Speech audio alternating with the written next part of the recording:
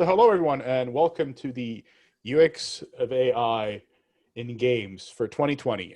This is a little short workshop we put together for FDG here.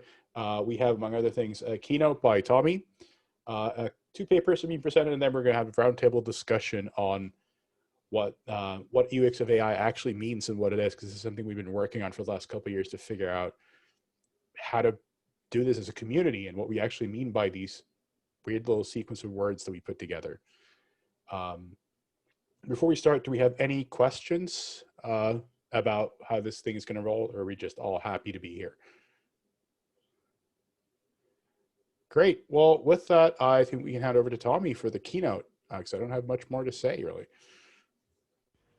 Alrighty. Here we go. Now we're just going to see whether all this hard work and preparation in advance all pays off. So I think we need to make sure that I'm blown up so everyone can see me sufficiently in your own respective views. Thank you very much. Excellent. I am spotlighted by the host. Excellent. Thanks very much for joining us today for the workshop, and of course for actually having me speak. It's actually quite an honor to be invited, particularly in this capacity, to come and talk a little bit. There we go, I'll stick my head back out again.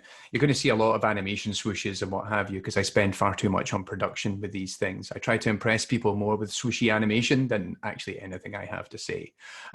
This talk is really about my engagement with user experience in the context of AI in games, almost exclusively from the perspective of reading YouTube comments. So a quick introduction to myself, if you don't know who I am. I am the director of AI in Games, which is a company that I run. I operate as a consultant and contractor for artificial intelligence in the video game industry. I focus very much on trying to help with research, development, and communication. That's the three pillars that I really focus on. And that means either coming in as a design consultant working for a company, I come in and actually write some code with them, or helping them to actually communicate some of the work that they're doing. In the last year or so, I've been working with the likes of Intel Gaming, with Ubisoft. So I'm actually involved in about 4 different video games at the moment. The only one that I can talk about publicly is Project Deathground, which you can see there, which was recently kickstarted, which is essentially a survival horror dinosaur game. And I'm kind of working as assistant tech director, but also as a design consultant on the development of that game. I also make games in my own spare time under Table Flip. And more recently, so one of the things, if you don't know me, I'm actually a lapsed academic. I sort of moved out of full-time academia a few years ago, and I've actually crawled back in slightly. As of last month, I'm now a lecturer at the Department of Informatics at King's College in London. And what I'm doing is I'm helping with digital delivery, specifically right now during the COVID-19 pandemic. That's not bad. I managed to get 2 minutes in before I mentioned COVID, but that's pretty much a huge part of what my job is there. Also, for record's sake, I'm actually the workshop chair for FDG this year. But I want to just stress right now that this had absolutely no bearing on my fact that I was able to come in and actually give this particular talk today. And so with regards to what I'm saying here with all of this, the actual pillar of it is a YouTube channel. And in the last 5-6 years, I've essentially reached a point where more people actually know me as a content creator on YouTube or a YouTuber than actually anything else that I do, which is both strange, depressing, but also quite humbling and actually really exciting. And that's essentially where my business has emerged from. So if you've never seen the YouTube series, the idea is that back in 2014, I started writing video essays that compiled information on the AI of popular games, as well as give an insight into academic research in game AI. And it was meant to be for my students. I taught full-time at the University of Derby in England, and I had no idea what I was doing. I just started making these videos just to see what kind of response we could get. And it very slowly amassed a following. In fact, in the first 3 years, I think the channel had about 3,500 subscribers. And it got maybe about 100, 200,000 views. And certainly since about early 2017, that has completely changed. As of this week, I think we're 140 something thousand subscribers. I think it's 143,000. And it's approaching lifetime views of about 7.5 million. And essentially, it was always a aspiration of mine that AI in games become a channel that is an educational resource. So anyone keen to learn more about games and AI can learn a lot from watching. And if you're an aspiring scholar, you can, if you're an academic, you can use it as a resource in your class. If you're a scholar, you can use this as a base point to then go and learn more about a particular area. But also for people who just, I really like game X, they could learn something, they could get something out of it, and they could move on to the next thing. And so certainly I find that there's a responsibility for accuracy of the channel and the information that it propagates, especially as it's become more popular. You can see a variety of the episodes that I've released. All of these, I think, in the last 2 years, maybe. Games by Angelina, which is about Mike Cook's research, is actually probably the oldest episode there. But it's actually been picked up more and more by games media and journalism, as they are now sharing a lot more of this and going, hey, look at this. This is actually a really interesting insight into the reality of how games work. But interestingly, perhaps most interesting, is that it's become a focal point for discourse around game AI. And that's really the thing that's most relevant to this talk. And so you often hear user experiences. You hear people talking about what they like, what they didn't like about a particular game or the AI within a game. They have anecdotes about their experiences. They tell jokes. They perhaps have aspirations about what from this video or from this game that actually has an influence on them in their later life, or they have questions about the reality of development or research in this field, and as well as a whole bunch of other topics. And it's this really huge corpus of information that I think is yet to be fully explored. And it's something that I've become increasingly personally more interested in and invested in. So for me, certainly in the last year or two, particularly as the channel has kind of grown massively, is I wanted to learn a bit more about my audience and how they engage with a video, how they engage with a topic. And on one hand, this is purely for business reasons. Can I write better videos? Can I hook my audience better? Can I generate more views? And then in turn, that helps through monetization, because this is a crowdfunded show, but I also make money from YouTube advertising and whatever else. What experiences do they share of interacting with AI in games, but also how I can still deliver on that accurate information, on interesting information, and kind of maintain and harness that information in a really interesting way. And also, I guess, like, somewhat tangentially, is understanding the relationships that emerge with my audience. So this is very much only in the last year or so I began to understand that I'm now experiencing what is a parasocial relationship, which, if you're not familiar with the principle, it's the idea that a lot of people inject a lot of energy into a relationship that is entirely unidirectional. So in this case, I do not know who my audience are, but my audience know who I am, even though I actually try and keep myself out of my work as much as possible. And it's kind of weird to see how that evolves over time. But before we can do any of this, or actually, in order to actually achieve this, I have to go and read the comments. Now, I think it's a general truth of the internet that anybody in their right mind, if they want to maintain health or sanity, does not read comments. But I actually want to create this viable platform for people to share their opinions and just deal with the reality that this is the internet and there are generally some quite horrible people out there. So that requires a lot of cleaning up. And so a lot of what we're going to do for the rest of today is really have a look at some of the comments and the types of comments that emerge within the community. But I think it's really important to acknowledge that there's a lot of cleanup. On average, I read the comments every day for about 10 minutes.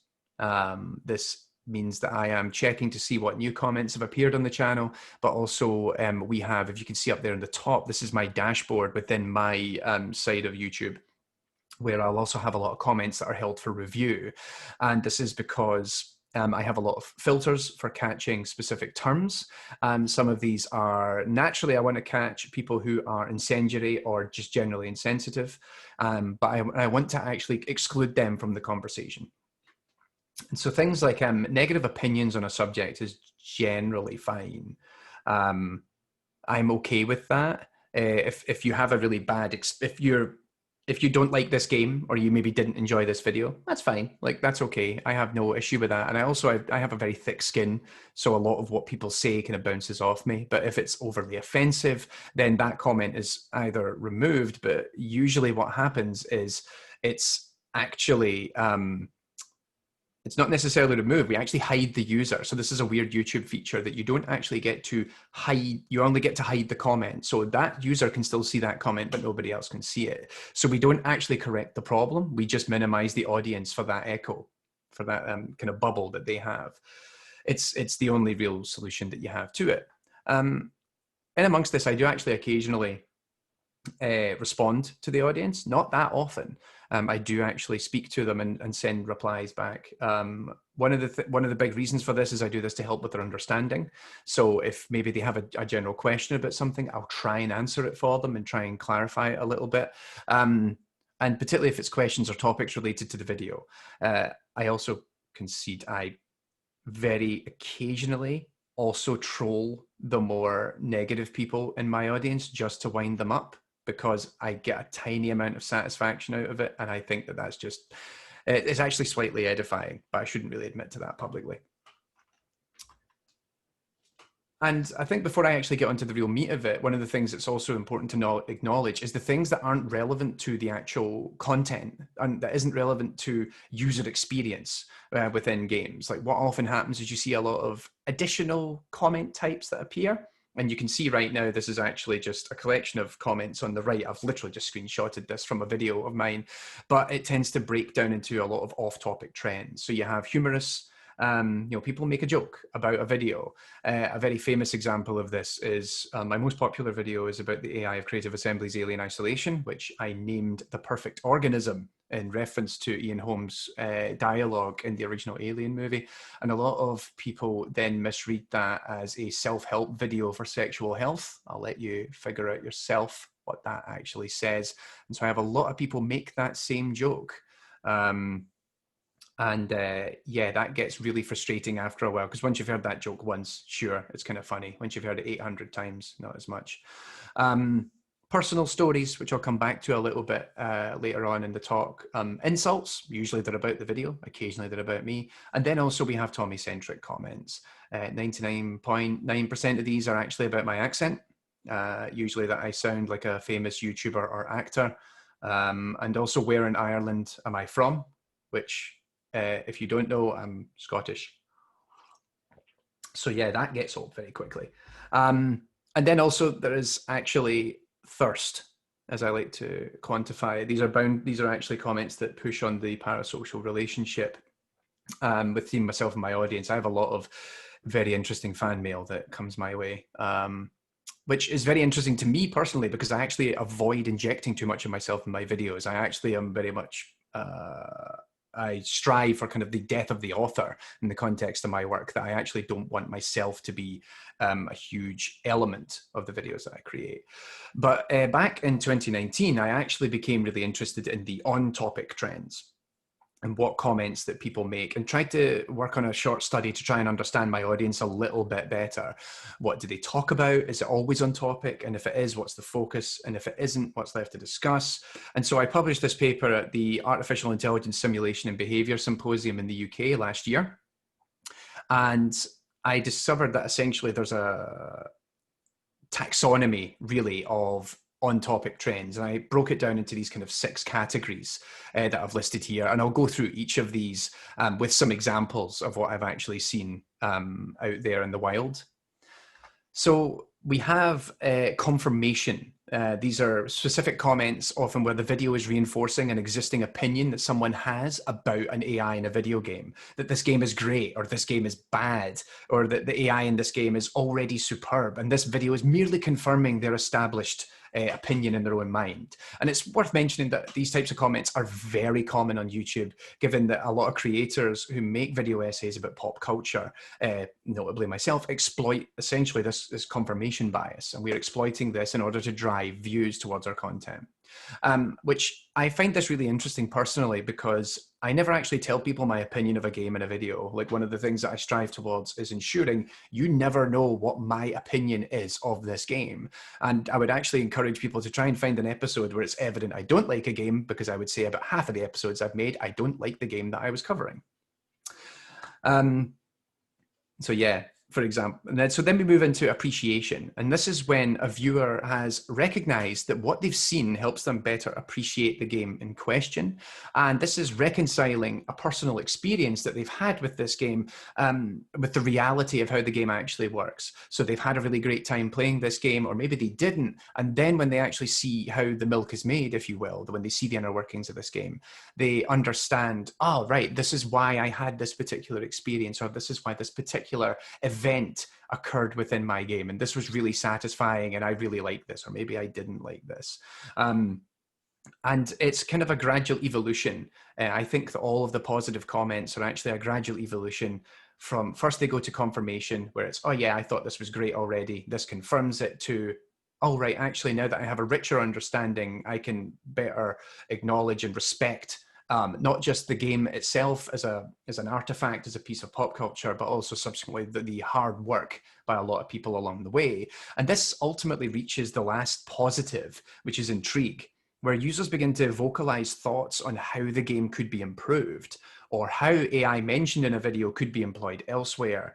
And I feel these are like the kind of the pinnacle of this kind of positive side of the commenting, that people begin to recognize, oh wow, so this is really what's happening here. I wonder what happens if you were to apply this technique in this game, or is it even possible that you could use this particular type of AI technology in a certain context? Like, what's the limitations that are preventing this? These are usually the ones that actually encourage the greater discourse with myself and my audience, because they're really curious and they're passionate. And that's where I feel like, in my role as the creator and organizer of this channel, that I feel I could have a stronger engagement with them and help reinforce their understanding and make them more invested and are at least aware of the realities of AI research and development in the context of video games. But on the other end, we've also got the negative reactions. And the first one that comes to mind is dismissal. And this is a phenomenon that I've discovered, that irrespective of the complexity of the AI that I've discussed, irrespective of how nuanced all of this is, they ignore it. They don't care, because ultimately it didn't have a positive effect on their game experience. They had a negative game experience, and so they go, I don't care what you've told me about how complex this AI is, this game was still crap and I don't like it and whatever. And a very good example of this is pretty much any video I've ever made about the Total War games. After this, you also then have corrections, where someone will either attempt to clarify something in the video, often because it's assumed I made a mistake, or perhaps I said something that actually it didn't clarify something sufficiently, and they've got this kind of ambiguity, and so they try to kind of clarify or correct me. Or I actually made a legitimate mistake. It doesn't happen that often, but it does happen. And then I have to kind of address that in my own way. The other interesting correction phenomena that exists is that, which is actually the most common, is people tell me I'm wrong. Often largely based, and the fascinating part about this is that this is often based on their experience of the game as the sole justification for why this is. So I might have explained to you how the AI works in this popular video game, and they dismiss it outright and they say, that's not how it works, because when I played the game, that didn't happen for me. And sometimes this is actually I'm a victim of my own circumstance, because sometimes a lot of the information that I have is exclusive to myself, because I interview developers and I get that firsthand insight. And so a very popular example of this actually comes from Alien Isolation. Again, there has been numerous cases where I am told that there are physics sensors in the tail of the xenomorph, and the alien recognizes it even though there is not. And I know that for a fact because I've spoken with developers who confirmed it, because they said, well, actually, we actually save ourselves a huge amount of CPU cost by just running a raycast from the back of its head to the tip of its tail, and if the player intersects it, we get the alien to turn around. That's how we resolve that. But no, as far as so many people are concerned, there are physics sensors in the tail, and I'm talking rubbish. And the kind of most extreme example of this is where it's actually a complete rejection of the concept of AI, where people generally don't believe that this is artificial intelligence. I think a lot of the public perception of what AI is, and particularly the applications in machine learning and what have you, and deep learning, that people then can't reconcile that with a video game. And they say, that wasn't AI, that was just marketing, as you can see there. People then get very personal about this and then say some rather nasty things. In fact, one of these comments, I deliberately synced that up to footage of one of the games in here, because one of the comments in this video is actually from a developer who worked at a video game studio, because they used the same handle on YouTube as they did Twitter, and I stalked them a little bit, and I discovered that they actually worked in a non-programming capacity, in an art capacity within a studio on one of the games that I covered. And they said a lot of nasty things and said I didn't know what I was talking about, and that essentially all I'm doing is perpetuating nonsense. The same week that I also received an email from a developer at that studio thanking me for the dedication and craft I'd put into communicating how their AI works in their game, and the fact that I had actually got it right. So it's not even just the actual consumers or the players of games. We've even still got these issues of reconciling what's being communicated here, even amongst the development community, which is a little bit maddening to some extent. So given all this information, what can we do with it? And I think that's very much an open question, and something that I'm certainly open to discussing with yourselves afterwards, given I think there are some really interesting analysis that could be achieved here that I simply haven't had the time or capacity to do so. In fact, the video creation process is already, as I no doubt I imagine a lot of you are experiencing right now, a very time-consuming one. But I wanted to just kind of wrap up by talking about some of the things I actually do based on this information about how people, like what people's experiences are dealing with AI in their games. So I guess for me, a big focus is trying to predict what that reaction is and trying to anticipate or aggregate what the user experience is with a given video, because this actually has a huge influence on the video creation process. In fact, I actually talked about this at a workshop that I hosted at Schloss Dagstuhl, part of the last AI in Games event that ran there, that each episode is quite heavily researched and scripted. And one of the real focuses that I have when I write an episode is that I want to give each game its moment in the spotlight. I want it to feel like I have given the topic justice. I do not impose my own opinions on a game, and I've approached it with respect. And one of the big reasons for that is that for a lot of people, these games are very important to them. They have very personal experiences with these games. And so I want them to feel that every time I cover their game, they have that moment where they feel like, oh, Tommy's done right by this game. He's, and particularly I want them to feel like I'm as much of a fan of that game as they are, even when 90% of the time I'm not. Even Alien Isolation, which I'm largely known for, it's fine. I don't really like the game that much. And this ties into the research phase, it ties into the scripting phase, but also a lot of it goes into the production value, and particularly in the opening minutes of a video. In fact, everything you're seeing here right now is the opening 60 to 90 seconds of an episode. And one of the reasons for this is that I am trying to tap into that aggregate of the experience and what people feel about this game and what people are excited about this game, so that when they come in within, and one of the reasons for this is due to the nature of YouTube, you have a very, very short window to catch someone's attention before they flick to the next video because they're not interested. So I want people to come in and get excited and go, oh man, look at this. So for example, we mimicked the original GoldenEye intro for that episode last year, but also things, like I said, like you saw the Alien Isolation one for a minute there. We have this kind of bombastic entry for this episode on Halo Wars 2. And in each case, it's to try and get existing fans of a particular game very excited because they realize that I am connected to that vein, connected to that experience that they've had, even when I maybe haven't had it. And that hopefully is going to encourage new people to come and watch the show, because I think that's actually a bigger part than getting the existing people, because people have subscribed to the channel, so they're maybe going to check it out eventually. But I want people who've never seen AI in games to come in and get excited about seeing something for the first time. And in tandem with this, there is also the principle of writing the script. One of the big parts of writing this, like I say, is always communicating pieces of information that I hope are exciting to people. But one of them, critically, is I try to anticipate the one bit of one fact or one interesting element of a video that will connect with their experiences. So we talked a few slides ago about this idea of intrigue and excitement, of confirmation, that these positive comments that we get. So what particular piece of information can I present in this one video that at the end of the video is the instigator for their appreciation and for their intrigue? And that's a very difficult thing to do. It's something that comes about through repeated trial and error. I think I have to really stress that I don't always get this right. I try to find the interesting people. So for example, Doom 2016, the interesting fact of that Doom video is that the demons have a token system that makes them have to wait in turn to attack the player. Essentially, demons have to ask nicely whether they're allowed to attack the player in the game. And that's one of the things that fortunately, I then see that in the comments. People go, oh my God, I can't believe that's how that works in that game. That's amazing. Like I say, it doesn't always work. A good example would be GoldenEye. Actually, the piece of information I wanted to communicate is that characters can't see anything. The only way that their vision works is essentially they can see local areas of geography within proximity, and the system just runs a calculation to say, are you in a navigable area in the room next door? And that's the only way that two characters can see each other in GoldenEye. They don't actually have any eyesight.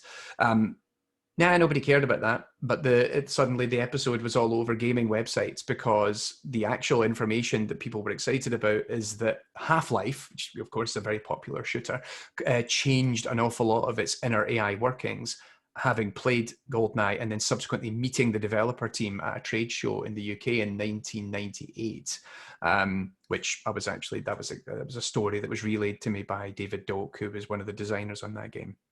So I don't always get it right, but it's actually exploiting an understanding of that user experience to try and drive views to my channel, which, yes, it's very cynical, but also on another hand, I'm doing it with the best of intentions of trying to make sure that people come in and really enjoy themselves.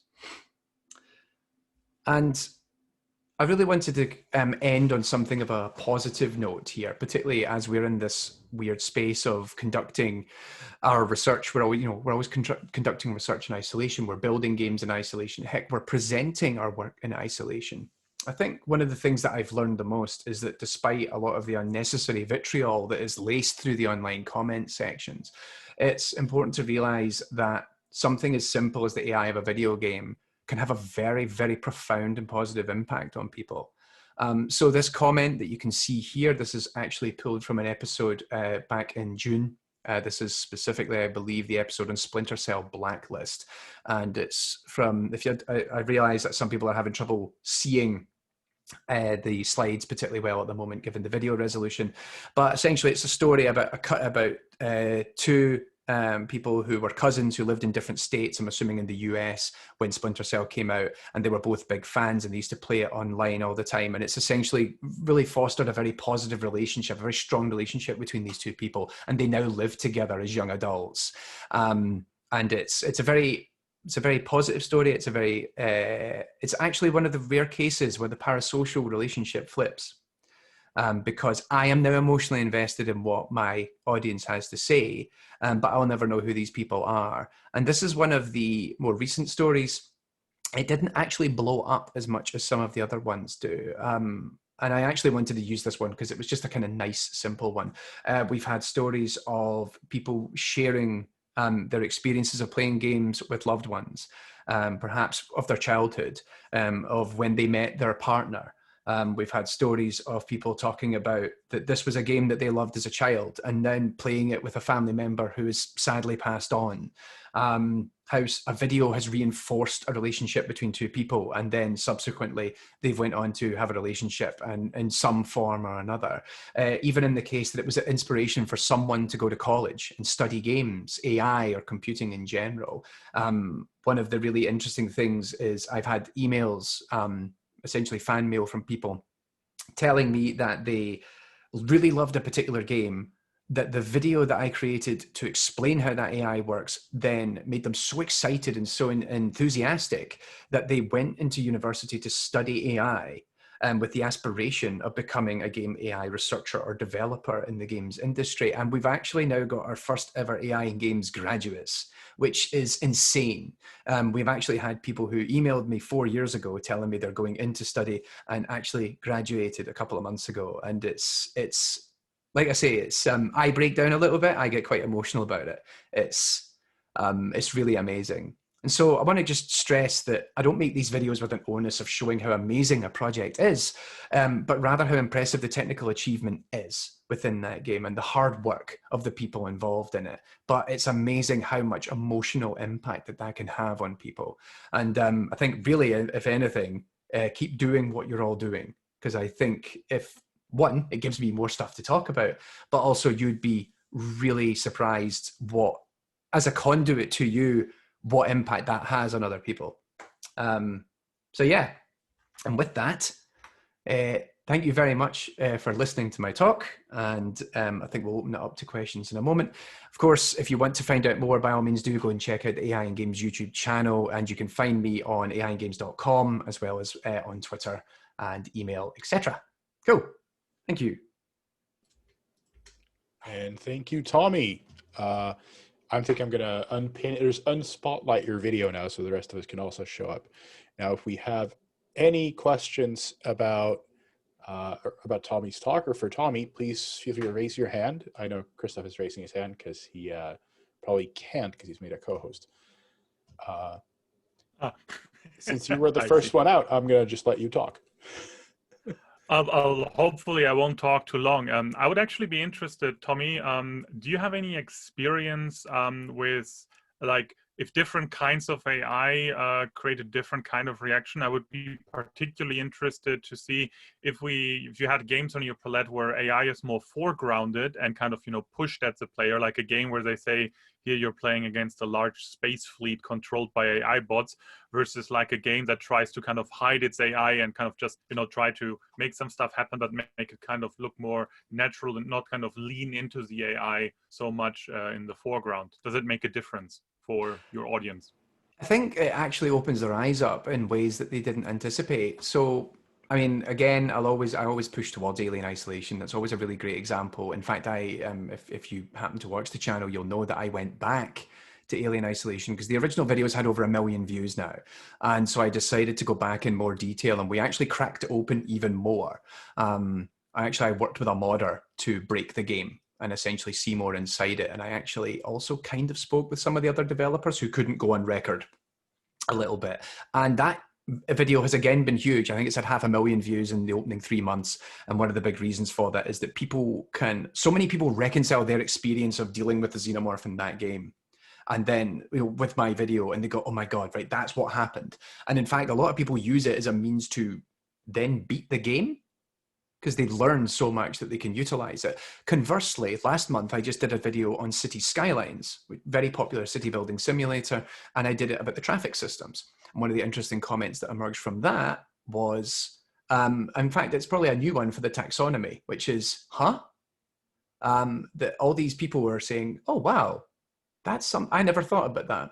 And I've put 100, 200 hours into City Skylines, and I deal with the traffic systems because the traffic's always a nightmare. I never thought that is actually such a huge thing to solve, or like the complexity of that type of problem. And so that was a really fun example to deal with in the comments, where people are saying, oh, wow, I genuinely never thought this was something that you would ever actually talk about, because I didn't think it was an AI problem. And I'm actually right now, because the channel's got bigger, I'm actually leaning more into this. So for example, we're doing an episode on The Sims in a couple of months' time, which I'm in the middle of developing. And I think that's also going to be a really interesting avenue to really talk about something that people don't think about as an AI problem until you present it to them as such. Thank you. I know Tristan Smith has a hand up here. I'm going to ask him to unmute and see if we have a comment. Sure. So my question, I suppose, is there an AI system out there that's sort of your white whale? Something you've wanted to cover for ages, but for whatever reason haven't been able to? Yeah, there's a couple. So I'm going to address one of them very soon. One of them is the Drivatar for Forza, because I do have enough. One of the things that's actually really important to address in this context is that I do not make a video until I know with absolute certainty that I have enough confidence in my understanding of the AI, because I don't want, again, it comes back to this issue of accuracy. If I feel that I stretch a piece of information too far to the point that it might be construed as lying, then I don't make the video. So there's a lot of unfinished episodes. Black and White is one of them. Forza, we're finally going to do it. I guess one of the bigger ones is the Nemesis system from the Shadow of Mordor series that Monolith Developments created a few years ago, which is the Lord of the Rings game. One of the interesting things about that was I did reach out to a couple of developers who worked on that project, and there was a studio-wide moratorium on discussing how that system works, even though he said, I'm pretty sure you can figure it out. And I do have a fairly good understanding, I think, of how it works, but he's never actually, but they won't come forward and actually say it. And that subsequently impacts my ability to make the video. And so, yeah, I think things like, I think I've got a couple of episodes that are certainly among the audience highly sought after. I think Forza, Black and White, Shadow of Mordor, and I think another one was Dark Souls. I think that's one that the audience is really excited about, even though I don't think that's a particularly interesting topic, but certainly my audience is like, please tell us what the AI of Dark Souls is. I'm like, okay, well, maybe one day we'll make it happen. All right, thank you. Are there any other questions? If so, please raise your hands now. And again, thank you, Tommy, for an excellent answer.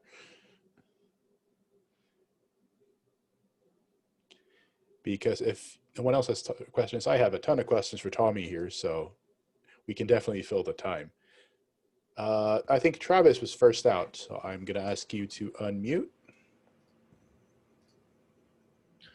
Hi there. Man, I've got two, and both of them are really fun for me.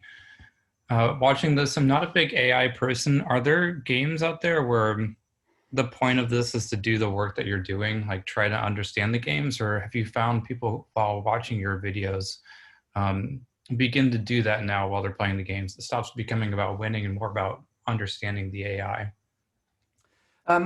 It's interesting. I have a lot of comments from people saying, oh God, I'd really love if you could cover game X, because they've actually spent a lot of time examining that AI as they play it and trying to understand what it's doing. And for some of them, it's often the case of that they lack the technical background or the theoretical knowledge of AI in general that would allow them to really explore this. And so sometimes I have this request of, oh, please cover game X, because I think it's really cool, but I have no idea what it's doing. I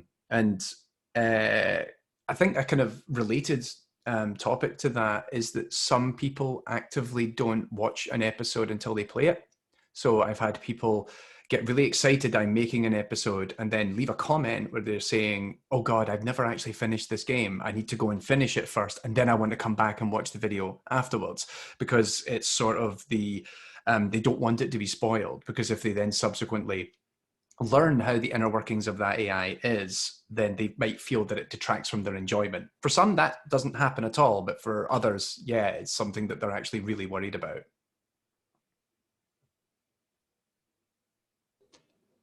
Thank you. I think Phil had a question here. I'm going to ask you to unmute.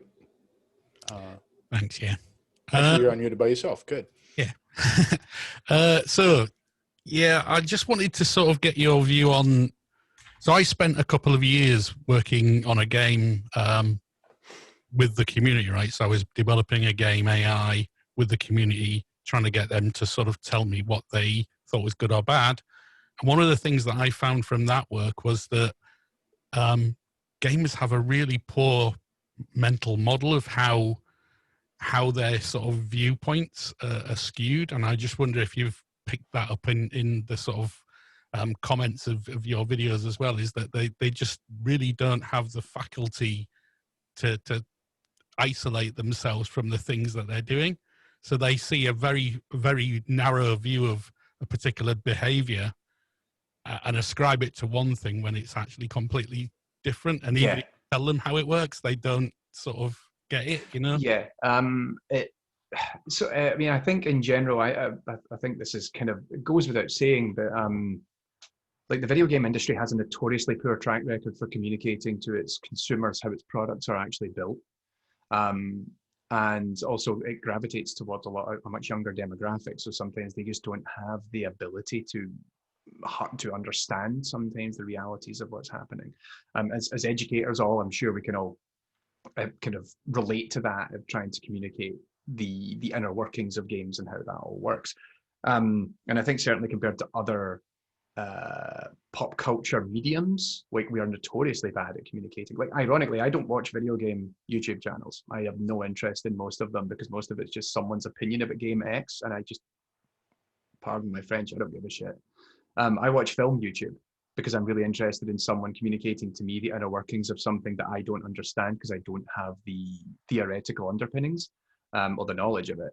But certainly looking at specific videos, like you say, like this thing of dismissal, this idea that, oh, I saw this particular behavior and it didn't, I don't care what you're telling me. It didn't do that for me. And understanding that, well, maybe that's because of the circumstances surrounding your particular gameplay experience. I still find it hilarious. I mentioned it briefly in the talk. I would say the most vitriolic corner of my comment section is every episode of Total War I've ever made. Meanwhile, the 2 episodes in Alien Isolation are heralded as as the best AI in a video game, and it's all made by the same studio. And I would argue that the creative assembly work on Total War is significantly more complicated and nuanced than anything they've done on Alien. But because people have very particular opinions about how that game should work and how that game can work and what they think their experience should be when they play that game, it really mires their perception. And I think sometimes, generally, a lot of people can't disassociate their ego and their frustration with their experiences of games from the actual underpinning technology and the methodology of how it was built. Just solemn nod there, like, yep. Yep. Okay, I think Bernard has a question. Do I need to ask you to unmute? I do not know. Okay, yeah, I want to know, most topics you talk about, Tommy, are things you can cover a whole lecture or several lectures even about. So how do you decide what to focus on, what to cut in your videos? That's a very good question. Also, Bernard, hello. Nice to actually speak to you officially. So Bernard will actually know some of this answer. One of the things that we do is that topics, so first of all, topics are only selected once I can say with any certainty that I can make the episode. So I go away and, in fact, if I have my notes program open, I have potential episodes sitting on the docket, which always sit there in a state of an incomplete state until I can say we could make a video. And again, that accuracy element comes back to it. And then the hard part is figuring out what goes in the video. And so we've discussed this internally. So like I said earlier, like AI in Games is a crowdfunded show. It has its own Discord server. There is a Patreon community that fund the videos. They also get to select the topics once I've filtered them into videos that I could make. And one of the interesting discussions, I have a small corner of that server where I try to communicate where I am with the development of a video. And sometimes I just disappear for days and I come back like, I think I've got the script written. And I've expressed this at another talk that I gave once, that I probably spend as much time writing an episode as I do editing it, because I will throw a script out and I'll start again. Because first of all, I've noticed the episodes are progressively getting longer because I'm becoming more confident in my own ability to communicate complex technical elements of a game. But also, I think there's an invisible threshold where you just can't push an audience any further. And if you do that, they're going to break. And they're going to, I can't deal with this anymore. It's too complex. I didn't understand half of what this guy said. Recently, I've been trying to push the boat and see how far out I can push that. And in fact, like episodes on Hitman and Facade, each of which were over 30 minutes long, but are also very popular episodes. I think Facade has about 150,000 views. Hitman just broke 100K last week. Those were examples where I really wanted to see how complex I could get it. But also, there is a certain point where I just don't try and explain certain concepts. It's sort of an expectation of, okay, if you really want to know more about this, this is why the written versions on the AI in Games website or on Gamma Sutra have the links to the original presentations, or they have links to additional sources, because I'm hoping that at that point, if you've got that much enthusiasm and passion that you're really, you're you're that intrigued to learn more, you will go and do it of your own volition. So I'm trying to encourage like kind of self-study at that point. And it is something that it's a new challenge with every video. I genuinely start again with every episode and think, where's the limit? And that's usually why the script writing takes so long, because I'll go back and I'll chop a bit out or I'll add another bit back in. And sometimes I'll write the script, record the first pass at it and go, this doesn't work. And then either add or remove as necessary. Okay, thank you. Thank you. And thank you. So we have 3 more minutes. So Marcel, if you have a very, very short question, you're welcome to ask it. Ooh, I will keep it very short. Thank you very much for the talk. I use your videos very often in lectures, and that also ties into the question then. I have the feeling then, so my lectures are not about AI specifically, but game development more in general. Mm-hmm. And I have the feeling AI is very often, maybe not just by students, but in general, connected to characters. So like AI agents, individual AI bots, you could say. Do you find that there is more engagement with your viewers when you talk about a character or like entities being very, as it were, intelligent, or is there also engagement for systems? Yeah, that's an interesting observation. It's something I have thought about a little bit, where if you're dealing with a specific character, because people can imbue so much emotional connection to those characters, do they then become very enthusiastic about it? Like, it's funny because on one hand, Alien Isolation. So yes, people inject a huge amount of emotional connection to that thing because it's going around killing everyone. Conversely, Doom, which is also probably my second most popular topic, which is just shooting things in the face, because the emotional connection is actually with the avatar, the Doom Slayer, than it is the demons. But I do think that's actually quite on point, that if you can find a way to connect with the characters of that piece, because that's where people's connection is stronger. One of the episodes I recently made, which in hindsight I'm rethinking, was I did a video on The Last of Us, which was a difficult topic to cover because there was so much to explore. And one of the last things I cover in the video is Ellie, because there's so many theoretical and technical underpinnings. I can't talk about Ellie until I talk about everything else first. But I think it's to the video's detriment. I believe that actually the video should be framed around Ellie in its entirety in hindsight, but my brain didn't think about it like that. I think about it as an engineer first, rather than having that emotional connection. Like I say, I'm often quite emotionally disconnected from the topics I cover, but trying to connect to the emotion of the user. So I think I maybe have to rethink sometimes how I'm going to approach videos in the future. Thank you. Thank you. I think, unfortunately, that is all we have time for. We got one question. Tommy, if you have like a 10-second answer to this, what is something that educators, especially in higher education, can do to better prepare future game AI designers / developers? Right. Very short answer to this. It's super easy. On one hand, drop me an email and tell me the things that I'm not covering in my show that you think could be better communicated. That is genuinely something that I would be very enthusiastic to hear about.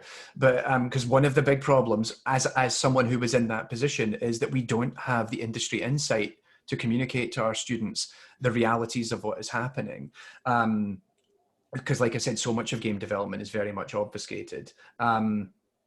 But yes, I think trying to get students more consciously aware of, and I think this just applies to all game development really, of deconstructing games, understanding how the milk is made, and actually spending more time doing case studies, looking at how particular techniques or features within games are actually implemented, and to allow them to better understand the technical underpinnings of it, but also how the soft skills and the team-oriented practices that go into building something like that. Like, how do you go from being a single developer at a university to working on a team like that at that scale to build something like that?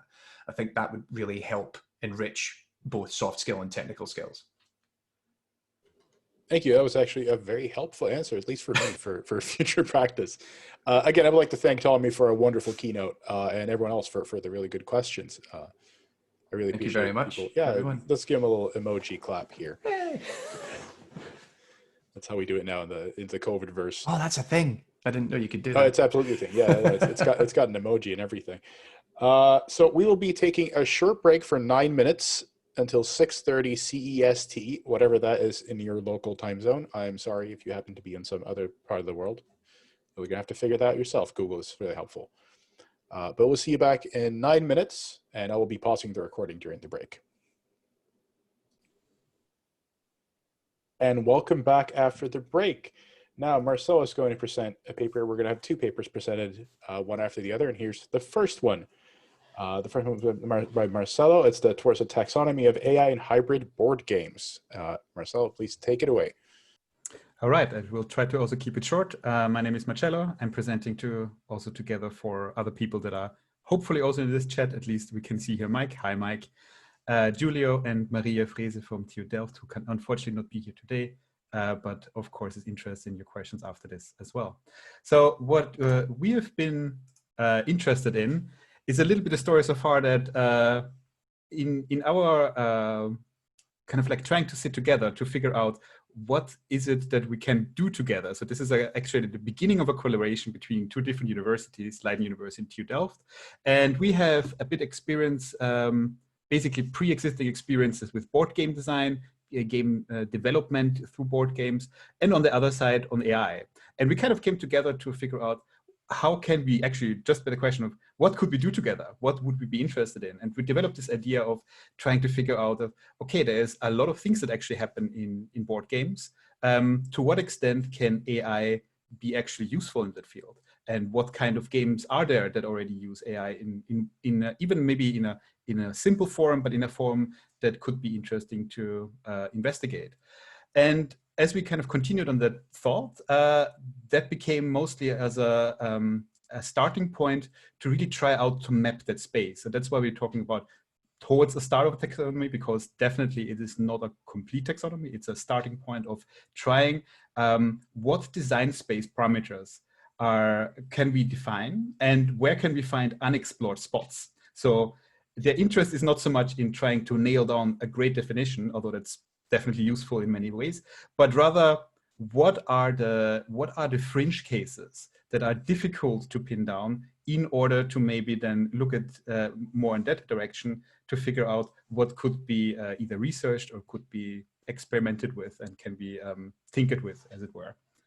And as it's so often is the case at the moment with research, that kind of started or like had the largest part of that collaboration was during COVID. And interesting enough, that is also quite relevant because as at least partially I'm also a lecturer, and students in the course that usually making board games were suddenly faced with this challenge that almost any game they created had some form of technology involved, and usually also some kind of intelligent technology where some kind of decision-making processes were being externalized. So that was kind of always a little bit on a side note to it as we progressed through this work. So we kind of came up with a working definition based on existing papers. So this is not a working definition that we took from those papers, but that is kind of, let's say, a culmination of what we found so far. And what we pinned down at so far is to say that we consider hybrid board games as games that combine intentionally designed digital and physical modalities to create a game experience for players with the boundaries of a defined physical space. So we are, in this working definition, more or less taking out, or at least we are not at the moment then looking at Tabletop Simulator, for example, because we consider part of hybrid games that there is involvement of the physical space to a certain extent. So for example, Tabletop Simulator might be an interesting fringe case, but it's more or less like the simulation of a board game experience rather than a hybrid game per se. So this is then kind of the model that we a little bit mapped out here and where we are interested to look for artificial intelligence. I just noticed I'm moving my mouse cursor. I don't think you can see my mouse cursor, but in the top left, this is actually the part that we're interested in investigating. So we have this idea of, okay, oh, you can see my cursor, that's cool. That there is this interaction, this involvement between the digital domain and the physical domain, and where AI, or we consider AI then to be part of it, would of course be in this digital domain where part of the game lies, but of course not the entirety of the game. And as a starting point to kind of figure out how to define the different spaces, we came up with a little bit of a broad term of, well, lenses in game design. And I think that's a very useful kind of way of thinking about it. And essentially came up with 5 taxonomic lenses that we started to explore. And those are embodiment, physical domain, the temporal domain, gameplay, and role. And I'm going to have a short moment about each of them, and that will be the end of this little introduction also. So in embodiment, we are looking in, for example, so it's a deconstruction essentially of what a game could be, right? And one form of embodiment, or one aspect in which it can be deconstructed then, is the relationship between AI agents, if there is an embodiment of an agent, and players. So what is the relationship between that thing that exists and the players in the game? And that is in our the way how we reason about it, kind of on a spectrum between the collaborative and the competitive side, right?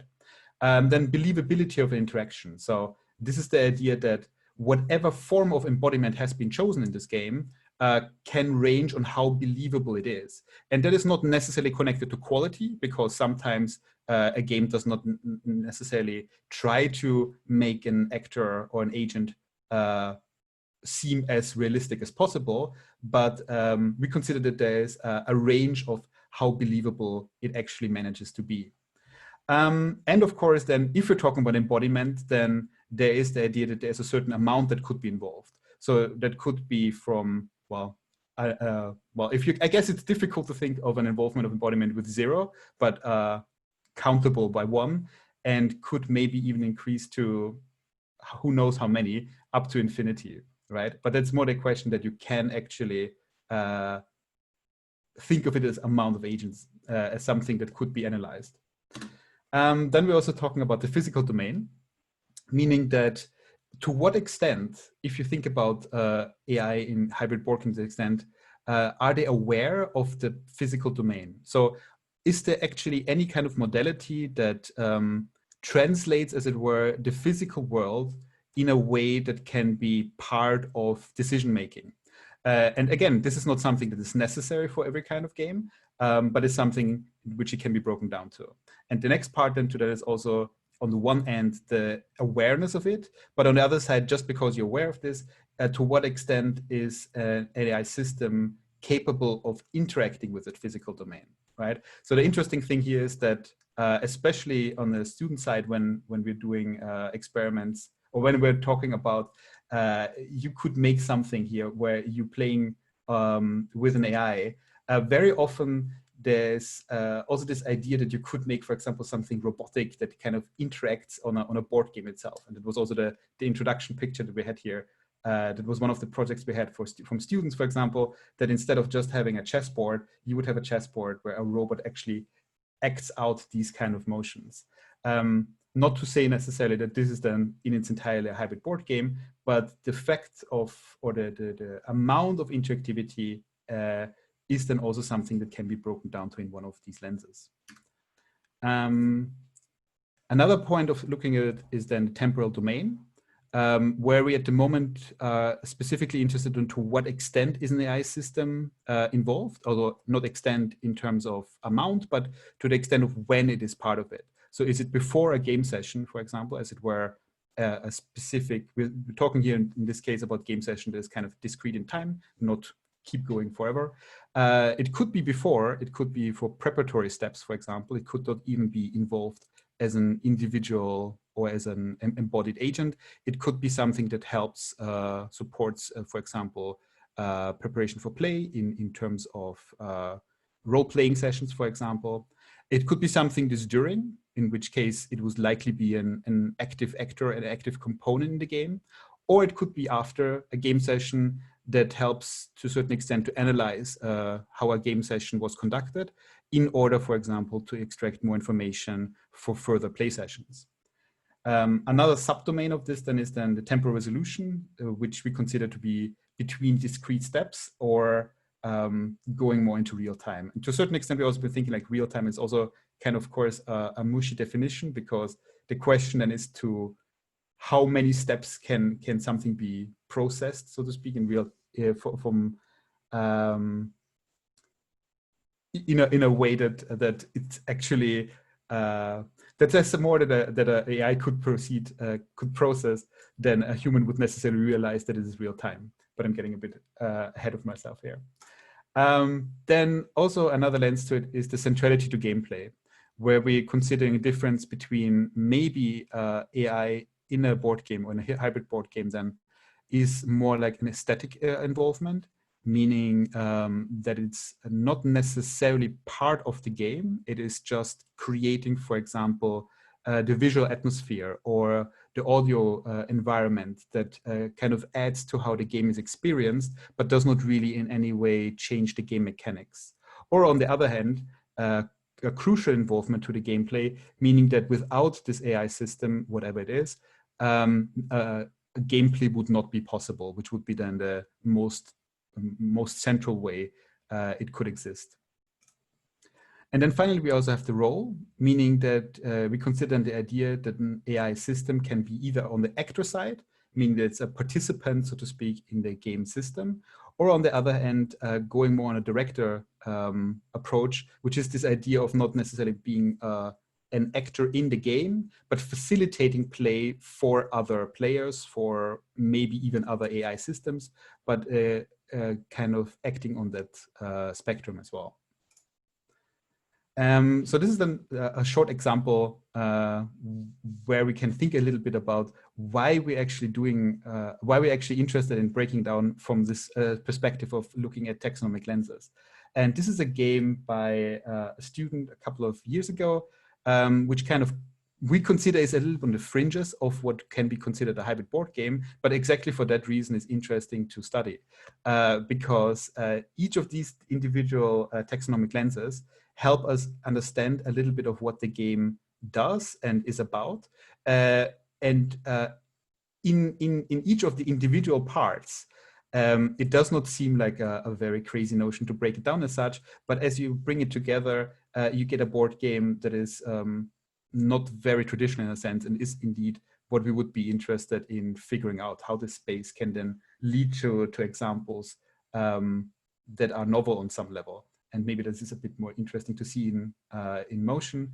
The idea here being that the AI actor is not actually the cars that you can see here. So this is a projection system that uses physical elements on the ground as part of the collision for a racing game.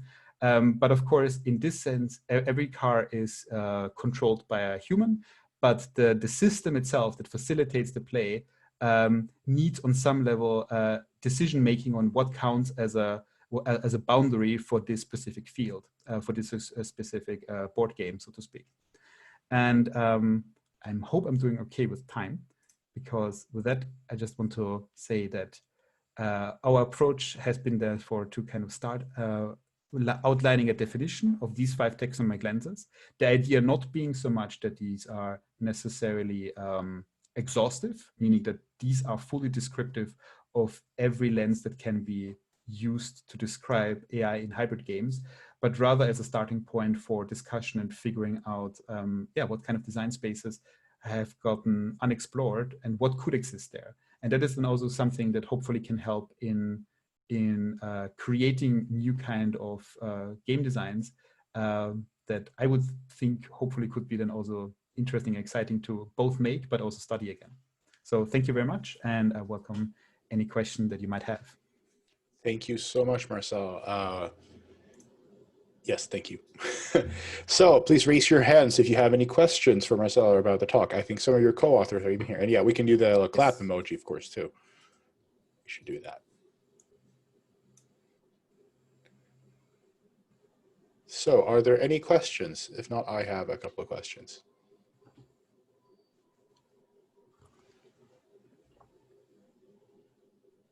All right, while we wait for that, have you heard of the version of Monopoly that was fully digital? Yeah. How would you say that that's meaningful to classify with this this taxonomy? So I would consider it's meaningful is a good term there. I think it's possible to classify, and by possible you get maybe something that you in that case didn't think so much about the game before, but I think that where the value lies, or where we're trying to get with this, is not so much of, in our sense, trying to find a perfect definition for existing games that already fall under this is a hybrid board game, but rather using those games to detect parameters that on some level have a scale, if that makes sense, like almost like a slider. This is where they exist. And on some level, conceptually mapping it out, okay, if I now pick a random point here, what kind of games could we think of that have that aspect? So, I mean, that maybe is then the interesting part, so that we wrote a paper about taxonomy, and I think no one of the authors is particularly necessarily extremely interested in we want to make a perfect taxonomy, but rather creating a taxonomy in order to figuring out what dimensions could there be. And then maybe even almost randomly going to some of these spaces and like, hey, here, here, and here, what kind of games can they exist? And what games can come close to that? So it also almost feels a little bit strange then to present that way, because I do know enough people that care a lot about taxonomy. And at least on my end, I feel a little bit like bad because there is a limit to how deeply I care about taxonomy. I think it's a useful tool, but I would not be personally very interested in seeing whether Monopoly perfectly maps to it. Yeah, because that's just not necessarily my boat in that case. I think it's a great idea to start up a piece of research. Maybe someone else would pick up that torch. The reason I asked about Monopoly, or the robot Monopoly, was that it was genuinely terrible and universally panned. For those not familiar, it was basically they had a little box in the middle that told you what to do instead of rolling dice. Yeah.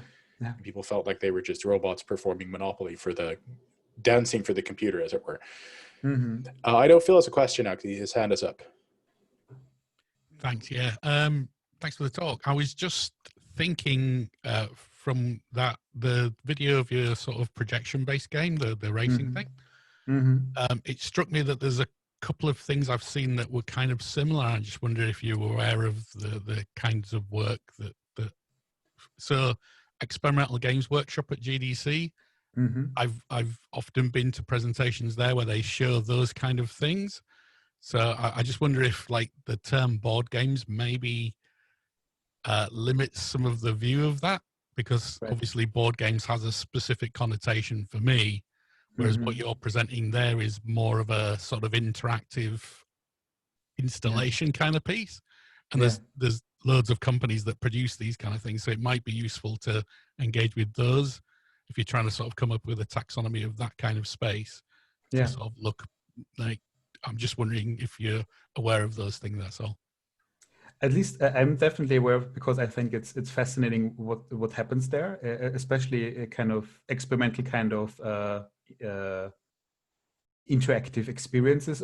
I think the funny thing is that the person who made this game, he doesn't consider this much of a game at all. He was just kind of interested in making something that people can play around with, which kind of says a lot about, you know, what game developers maybe. Sometimes you find yourself a game developer without having much interest in the field, maybe even.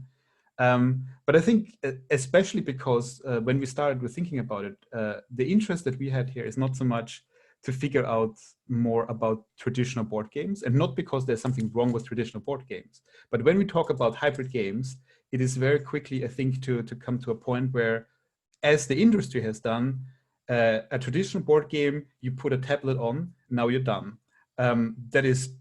That can be very interesting. You can have a lot of enjoyment with that.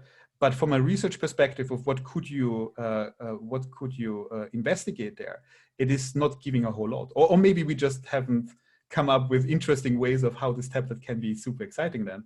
But I think what struck me about trying this approach was to go from a different perspective of trying to find out what we have not seen yet in order to see what could be there. And through that, we came to some examples that we also mentioned a little bit more in the paper. I'm not sure if you ever heard about that. There used to be, or is still, a kind of like a game with cars that are actually physical cars that are moving on a racing track, and you control those cars with a smartphone. It's called the Anki Overdrive, I believe. I think it's bankrupt by now again already. But and the fascinating thing is about it, it's actually interesting to think of it as a board game in a way, because it has a very physical component. You can play it the way how people, at least to a certain extent, have the space for it as a board game. And you can you can involve a lot of the research and a lot of perspectives that I think would not have maybe come up if you would have just seen the toy rather than the game as it is. Even though the game itself has rules, it has a very specific kind of way of interaction, very defined. It's just harder to see it this way, maybe. So I think it's an approach that is mostly about trying to see things from a different way in order to find new venues for research and expression also. I hope that answered something. Thank you. I think we have quite time for one more short question, if anyone has one. Christoph. So, I mean, looking at this, it feels like, there's a big space for all games where there lie in, both board games and digital games, that maybe, we can move in between and there's not really a boundary. I was wondering, in your taxonomy, do you feel that there's like an area of it where you're closer to like digital games, where you'd say basically, if we'll do all this with the AI, we've basically passed over and would talk about this as if it is a computer game? And what does it mean for the taxonomy? I mean, shouldn't it maybe then be more encompassing? Well, I think the way we thought about it was very cautiously, and that's why the starting also from a definition of what we consider, based on other people's work, that a hybrid board game to be, is that there are certain parts of exclusion. And the reason for that is very much that I think it's easy in this kind of approaches to kind of go also too far, in a sense that you're trying to suddenly define everything at the same time, and then maybe end up going nowhere with it. And that's why it's on some level, I wanted to show that the example of board game simulator, or tabletop simulator, sorry, because on some level it feels, at least in the beginning, it felt like, yeah, that's a hybrid board. But then if you try to think about it and consider this, well, this is a hybrid board game. What does it say about it, right? Like, what kind of meaningful conversation do you have if essentially, if you take it further enough, you could not find any boundaries anymore? And it's not to say that everything needs hard boundaries, but in order to, at least in our group, I would say as researchers, to make progress, we need some of the boundaries in order to still know what do we want to look towards to, so that we also have an understanding together in the group when we're talking about, hey, let's study hybrid board games and how can we have AI in that, that we all have a bit of a shared understanding what we mean, so that not everything becomes possible. But it also means then, of course, leaving certain things on the table unresearched that could be researched by, I would say, someone else. Thank you so much for that answer. And with that, we should give you another round of clap emojis, or in Christoph's case, actual clapping. Thank you.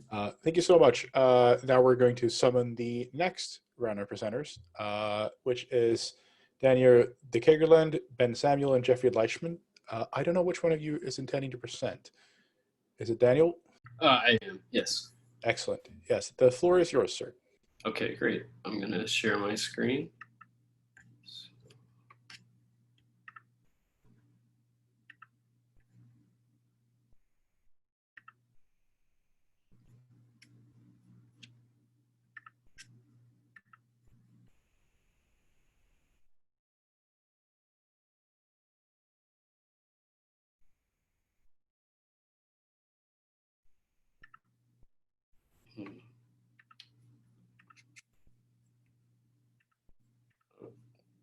I think Zoom wants me to quit in order to share my screen. Oh, here we go. All right. Here we go. Okay, perfect. All right. Thank you. Okay, great. All right. So thank you for having me. This is my first FDG, actually. So it's exciting to be here. And thanks to our previous speakers. The talks were fascinating. So I just want to talk to you briefly about a project that we've been working on. And this is a project that is involving the implementation of a social physics engine within a virtual reality game. So we've been working on integrating the social physics engine, which is called an Ensemble, in a VR game, which is called vSpace. And so that has involved integrating both the engine, which we translated from JavaScript into C#, and the content, which has required a lot of authoring of social physics rules and schemata. And that has actually required a lot of collaboration between both technical authors and non-technical authors. In this case, it's historical researchers who are familiar with the 18th century France theater. And so in order to make that authoring possible, we built a new authoring tool, which was a distributed tool. So it made possible for people to collaborate across multiple time zones. And we held a number of authoring workshops where we introduced people to social physics concepts and then worked together as a big group in order to write a large number of rules in the order of thousands of rules. And so the ensemble engine, which is the engine that we're using in the vSpace project, allows players to construct what we call emergent narratives. And that means that there is no kind of Aristotelian arc to the narrative. Instead of being controlled in a top-down fashion, the player really controls the motion of the narrative, and every action opens up a new set of possible actions or actually closes off some previous possible actions. And so this engine is an extension of a previous social physics engine called Comme il faut, which was used in a game called Prom Week, which had a lot of novel interactive capabilities of it. And so the ensemble engine maintains things such as social history, so things which have happened before in the social space, the set of possible actions which can happen now, and also the effects of all actions so that we know what will be possible once an action has been taken. And so authoring in ensemble happens on a few different levels. So there's the schema, which is the most abstract, and schemas are made up of categories, and those are abstract groupings of things like truths or relationships. So we could say something like a trait is a category, whereas a type, which is a specific instance of that category, would be something like tall or short.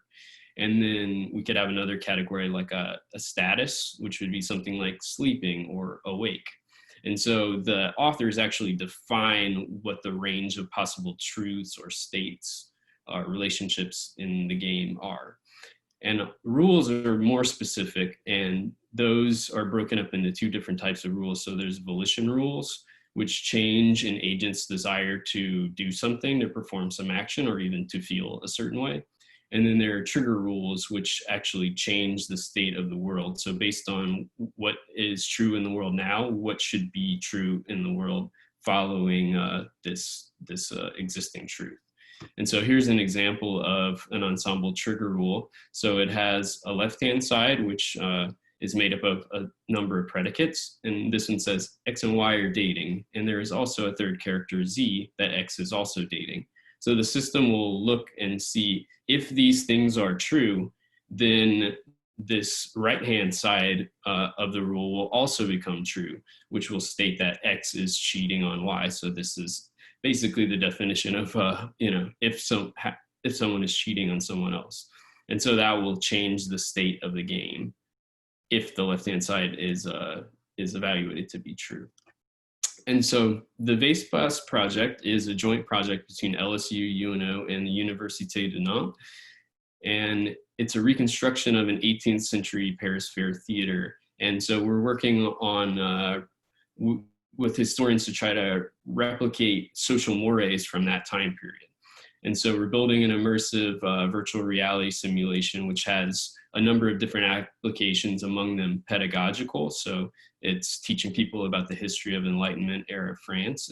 And also it's teaching them about epistemology and, what can we actually be certain about in terms of history, or, what does perspective play, or different authorships play in terms of analyzing or even visualizing history. And it also shares some similarities with serious games. So in the case of this game, the player will be a spy and will be trying to figure out secrets about the theater so that they can bring it back to their rival theater in order to get ahead in the Parisian theater world. And so this is 3D model that was a reconstruction of one of the theaters, which could be used in vSpace.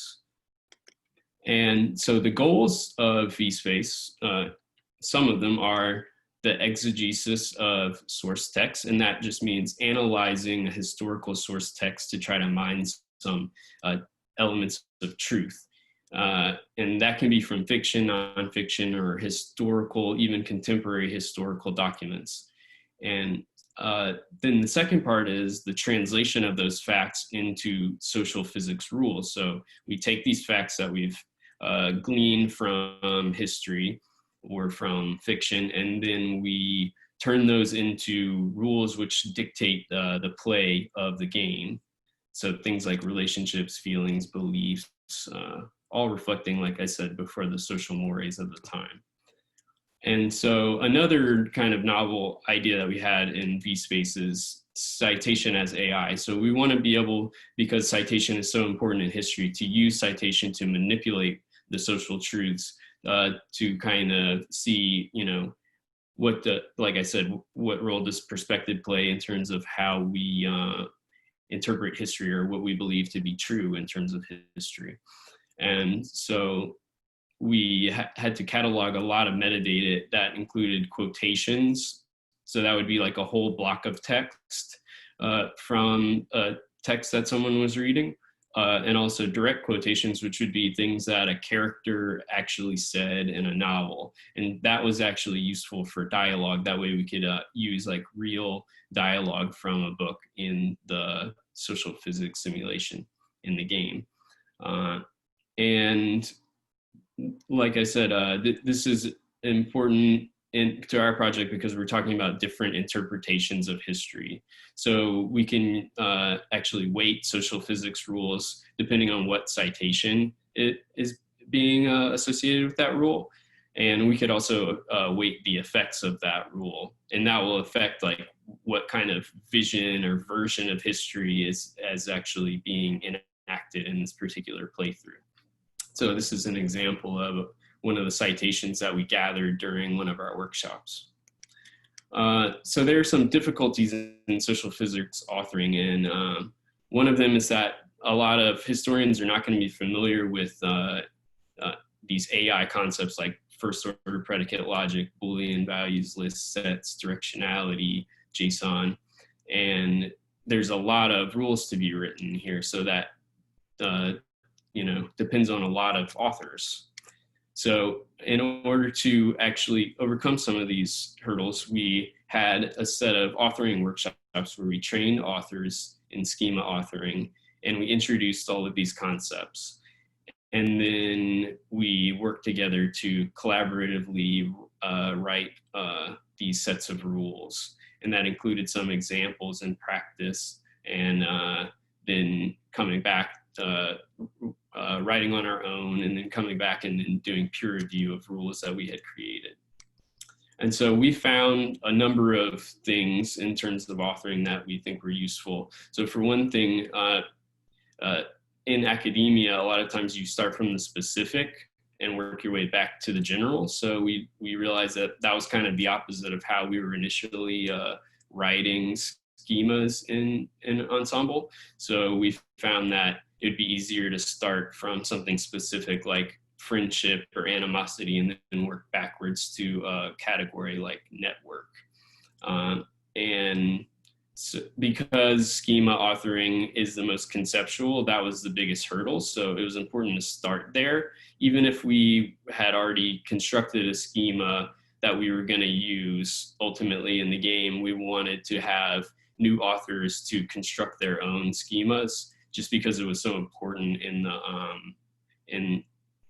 in terms of understanding how Ensemble worked. And also citations we found were just like of a very high importance. And so we had to be able to filter by citation, sort, aggregate, and also to duplicate them just to make life easier for the researchers. So in order to do that, we built a new authoring tool, and to get over some of the schema issues that I mentioned, we made it in a questionnaire format, which is based on ethnographic coding. So that made it easier for the researchers to write these rules in a format that they were used to. So we would ask questions instead of relying on a lot of terminology. And we built a rule editor that was collaborative, and that was also based on citation. And then we built an action editor as well, which made it possible to build actions of different hierarchical abstractions. So for example, an intent would be that a character wants to change some other character's affinity for that character, in this case, making that character like them more. And then a more specific version of that would be a social exchange, which would be help someone. And then at an even more specific level, which would be an instantiation, would be keep a secret for someone. So the thing that's useful about that is you can write actions of different specificities, and then depending on whether or not that action is applicable, or that instantiation is applicable to a particular character, we can use the most specific action, or we can use a less specific action. And then we also had a character editor, which allowed authors to create their own characters. And so here is our questionnaire-based schema authoring tool and our rule editor. And as I kind of showed you before, we had a left-hand side and a right-hand side. The yellow portion corresponds with the left-hand side of a rule, and the green portion corresponds with the right-hand side. So basically conditions and then effects.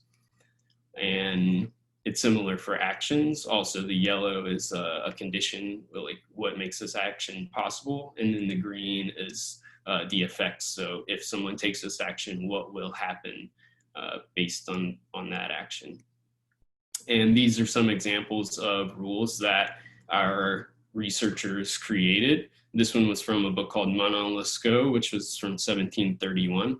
And it was a noble falls in love with a beautiful, charming, charismatic woman. And so on the left-hand side, you see the conditions of that rule. So what makes this rule possible to fire. And then on the right-hand side, you see what the effects would be. And it involves two characters, A and B. And those would be filled in by any actual specific character in the system. And then one more rule from Le Paysan Pardonu from 1734 to 35. And this one actually involves three characters, A, B, and C. And you see all the conditions that would make it possible for this rule to fire on the left-hand side. And then you see all the effects that would happen if it did fire on the right-hand side. So our conclusions in this project were that non-technical authors who are authoring for a game can construct large systems of thousands of rules to make social physics possible. And in order to make that the case, there is a little bit of training involved, which we found workshops were the best way to do that, because you can go through example and then peer review in order to teach the authoring process. And also we found that an initial emphasis on schema is most important, because schema is the most abstract aspect of the system. So you start there, and even if you've already built the schema, and then you work your way towards the more specific rules later. And we wanted to use tools that were ethnography inspired, because that's what our researchers would be most familiar with.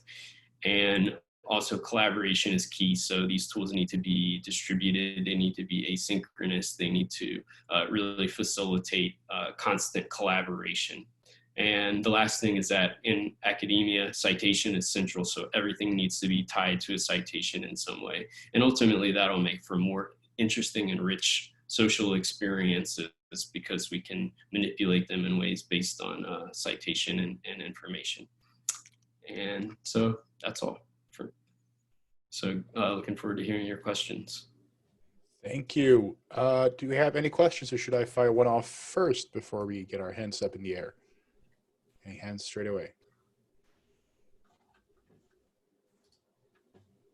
All right. Well, then we shall. Sorry about that, David. I accidentally stopped your video. Oh, that's okay. So David, if you wouldn't mind turning it back on, unless you really don't want it on off. Oh, no.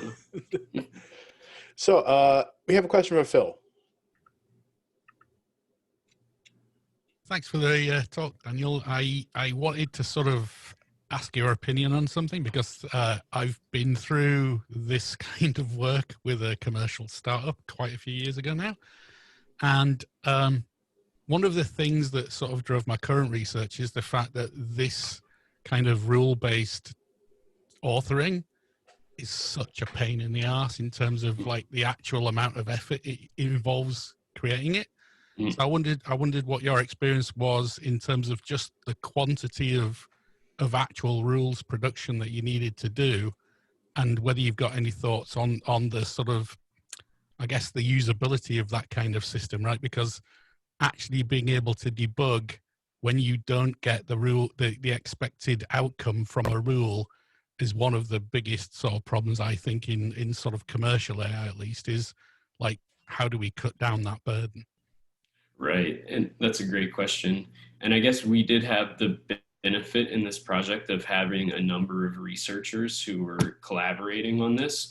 And so I think we found that ultimately, in order to have a really rich social experience based on this set of rules, we needed a few thousand rules. And we were actually surprised, or at least I was surprised, with how many rules we were able to come up over the course of a 3-day workshop. So we managed to come up with thousands of these rules. However, like you said, debugging is probably the more difficult part, which is something that we're actually still working through, because we also notice that not only do some rules maybe not have the kind of intended effects, but also some rules can be computationally expensive, depending on how many characters they interact with and other factors. So yeah, debugging it can be difficult, but we definitely had success in the past with games like Prom Week, which had thousands of rules. But there definitely, like you mentioned, is some manual labor involved for sure. Thank you. Thank you for that very thorough answer. Jim had a question. Jim, you're muted. Thank you. Thank you. A really interesting project. Love how you're trying to construct these rules and really tie them back to historical sources so that you have some sense of whether they're actually correct or not. And you talked a lot in the talk about citation. But in the particular user interfaces, I wasn't quite sure exactly how the citations related to the rule authoring interface, or what kind of traceability do you have between those citations and the individual rules, and I don't know, just in general, how does that all work? Thanks. Yeah, that's a good question. And I didn't actually, I showed an example of a citation that had already been created, but I didn't show the process of creating one. So actually, a rule can have multiple citations attached to it. And we found that it was really important, because of the amount of work that it takes to go and type up multiple paragraphs of text, that it needed to be really easy for authors to duplicate citations, because a lot of times they would be working from the same pages of a text. And so we had to make sure that that was a very easy user interface for the users. But essentially, whenever you've written a rule, underneath the rule there's a form where you can add a new citation to that rule. And so on some rules in the system there would be even 3 or 4 citations. If somebody could say, okay, well, this behavior of these characters, let's say the provincial bourgeois man loves a noble woman or something, we can say, well, we saw it in this book, and this book in these pages. And so we have all of this evidence to try to link it to these multiple different texts. And so that can also kind of maybe give a rule more weight, potentially, by saying, well, it has evidence from 3 books or 10 books, versus this other rule, which only has evidence from one.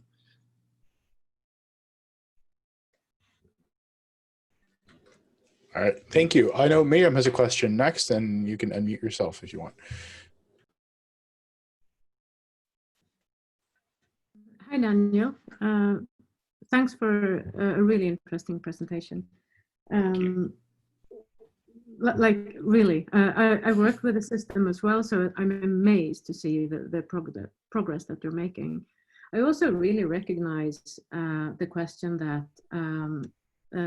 that Phil is asking about the bugs and so on. But now, I mean, it appears as if you have set this really kind of tight boundary when it comes to what to try to do your social physics around, like a specific time period.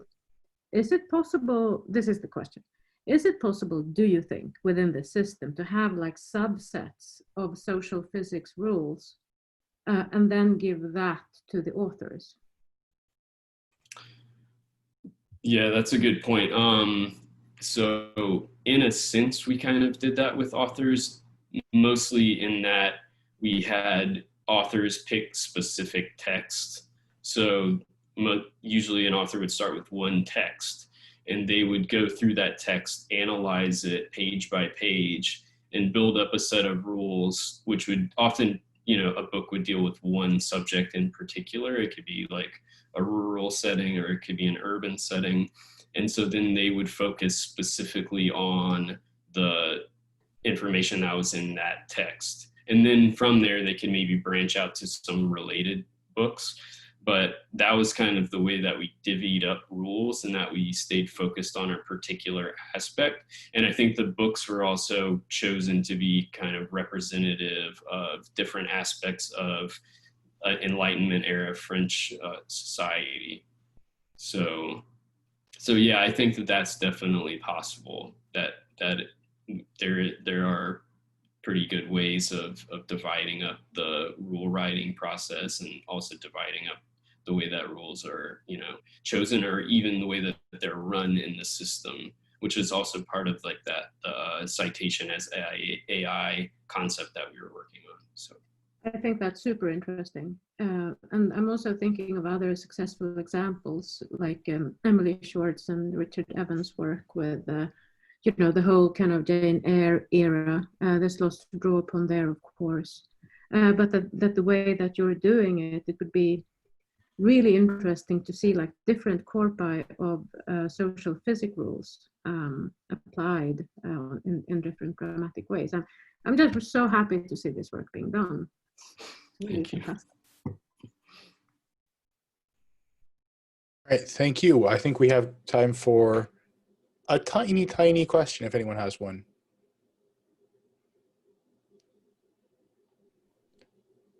No, I think you're off the hook.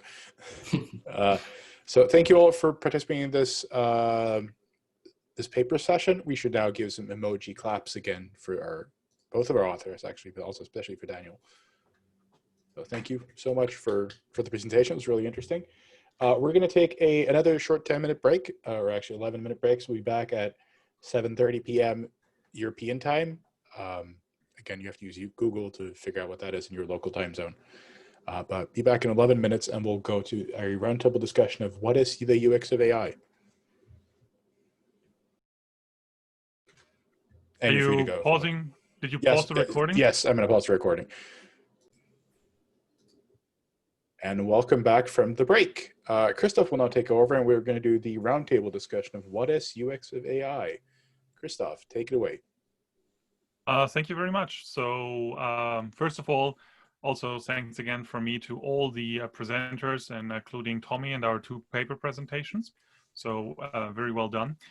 And the plan for right now is basically to have a chat. So while we've been doing this, I made a few notes about the topics that came up that I thought we could talk about, but mostly it's very much up to you. I mean, if you want to chat about something, particularly if it is still related to the papers or the presentation we've heard today, I think that would be great. Just to kick this off, so we had this discussion last year about the whole idea of user experience of artificial intelligence, in games. What is this actually about? And the title is a bit clunky. I mean, we were basically interested in this question that often comes up. I mean, you do have, like, AI is often seen as very much at the back end of computer games and very much hidden away, and the user experience is very much on the other side, and something a lot of computer scientists don't really care about. And we just wanted to have a space where we can talk about things like, you know, what different roles do the AI actually have, and does it always have to be like a hard-coded fitness function that it optimizes? And we felt that it was needed for, you know, having this conversation to bring a lot of different kind of elements together and different perspectives. But the difference there was that everybody has like their own language, and particularly the UX part, I think, is tripping people up to, you know, making them think much more narrowly about interface design and less about, you know, how can we make an AI that makes you feel a certain way and stuff like that. So we're very open for questions, but and also this is a bit of a self-advertising note. We're probably hoping to run this again, and this year, I mean, we didn't really get a lot of submissions, so it'd be interesting to see if you have any ideas on, you know, what communities would be interested in this and how we could reach them. And with that, I'll probably kick it off. So what is the user experience of AI in games? Does this term make sense to you, and how can we be more visible? Should we do the hand raising? I'll point to people. I think that might be the easiest. Or we can also just try to talk. Anybody would like to say something at this point? We have a suggestion from the chat, so I'll assume chat monitoring duty here. Oh, excellent. How about player perception of AI from Daniel Gom? I think we've discussed that one in the back end of the workshop crew, right? Yeah. I mean, I think that is would basically be I think a valid alternative. I mean, the problem with perception makes it focus very much on this kind of perception element, so it gives it kind of a very psychological study kind of thing, and then it looks like it's all going to be like, you know, questionnaires about people using the system from now on. I think one of the arguments was that we're afraid of it will result in lost of people. Just how do you look at this thing, like the visual representation of AI in games? We kind of want to move away from that. Something I noticed with students is that a lot of them will, when they say AI, they mean a non-play character rather than, you know, a director system or something. And we were also still hoping to kind of look at things where, you know, maybe something like dynamic difficulty adjustment done with AI or content generation done with AI, which again, I mean, would be covered under this perception thing, but sometimes you might not even really perceive the AI while it does actually change your experience. So of course, all of these things end up being quite nitpicky. And I mean, technically, I mean, so we felt that technically the term fits, but then, it led a lot of people astray. But let's maybe rephrase the question a bit. So let's maybe rephrase the question away a bit from this kind of navel gazing of how should we call ourselves, and ask a slightly different question. So in this scope that we like roughly outlined, do you guys think there's like important questions left to answer or important problems left to tackle? And if so, what are they? I think Phil has a hand up. He's had it up for a while. Oh yeah, I'm sorry, I didn't. Phil, please. Sorry, yeah, I guess I did approach things from a sort of perspective of perception as an important part of this, because it feels like you can't really disassociate a lot of it. I mean, not all game AI, but the stuff that I'm interested in is kind of perception, but I tend to think of it more as aesthetic rather than just perception, because I'm trying to get across that there's a sort of, and Tommy mentioned this in terms of sort of film, that there's a way of discussing aesthetic experience that film people have, And I think part of the problem we've got is there's no group sort of agreement on what a particular aesthetic experience should be for things like interactivity, right? And for games, that's kind of a primary problem for me, is how do people experience these things, and what are the perceptual models they're using for it? And that's kind of my area of research now, is partly that sort of problem of what is an experience, what is the aesthetic of it that I can actually manipulate and get a different outcome for somebody. So their perception of it, but also my engineering of that. It's very problematic to come up with a term for it, right? I have 2 chat messages, or 3 to deal with. It's going to loop back, but I'm going to try to tie it into the current subject, if you don't mind, Christoph. Go ahead. Ji-Chen suggested player experience in AI, and that kind of ties into we're still focusing on players and how they experience things, but not necessarily how they're perceiving things. And Kate talked about partnership with AI. So I think there are 2 threads here. One is kind of working with AI and cooperating with AI, and one is how people perceive or understand AI in games. Would that be a correct understanding of the 2 sort of threads that you guys are talking about? Or do you see those as overlapping? Yeah, I'm just also trying to read the Kate Compton is posting like more and more comments here now. So if I may, I can kind of comment on this slightly, because one of the comments that's made here is regards the FDG 2015 paper, which I believe, and if I'm reading just based on that URL, was that the AI design pattern paper?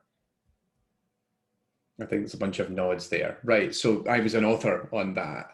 And the idea, this arose from Darkstool, I believe, and the idea is that different ways in which artificial intelligence can be employed for the purposes of a game, and some of them are very player-oriented, some of them are experience-oriented, some of them are individual, some of them are collaborative.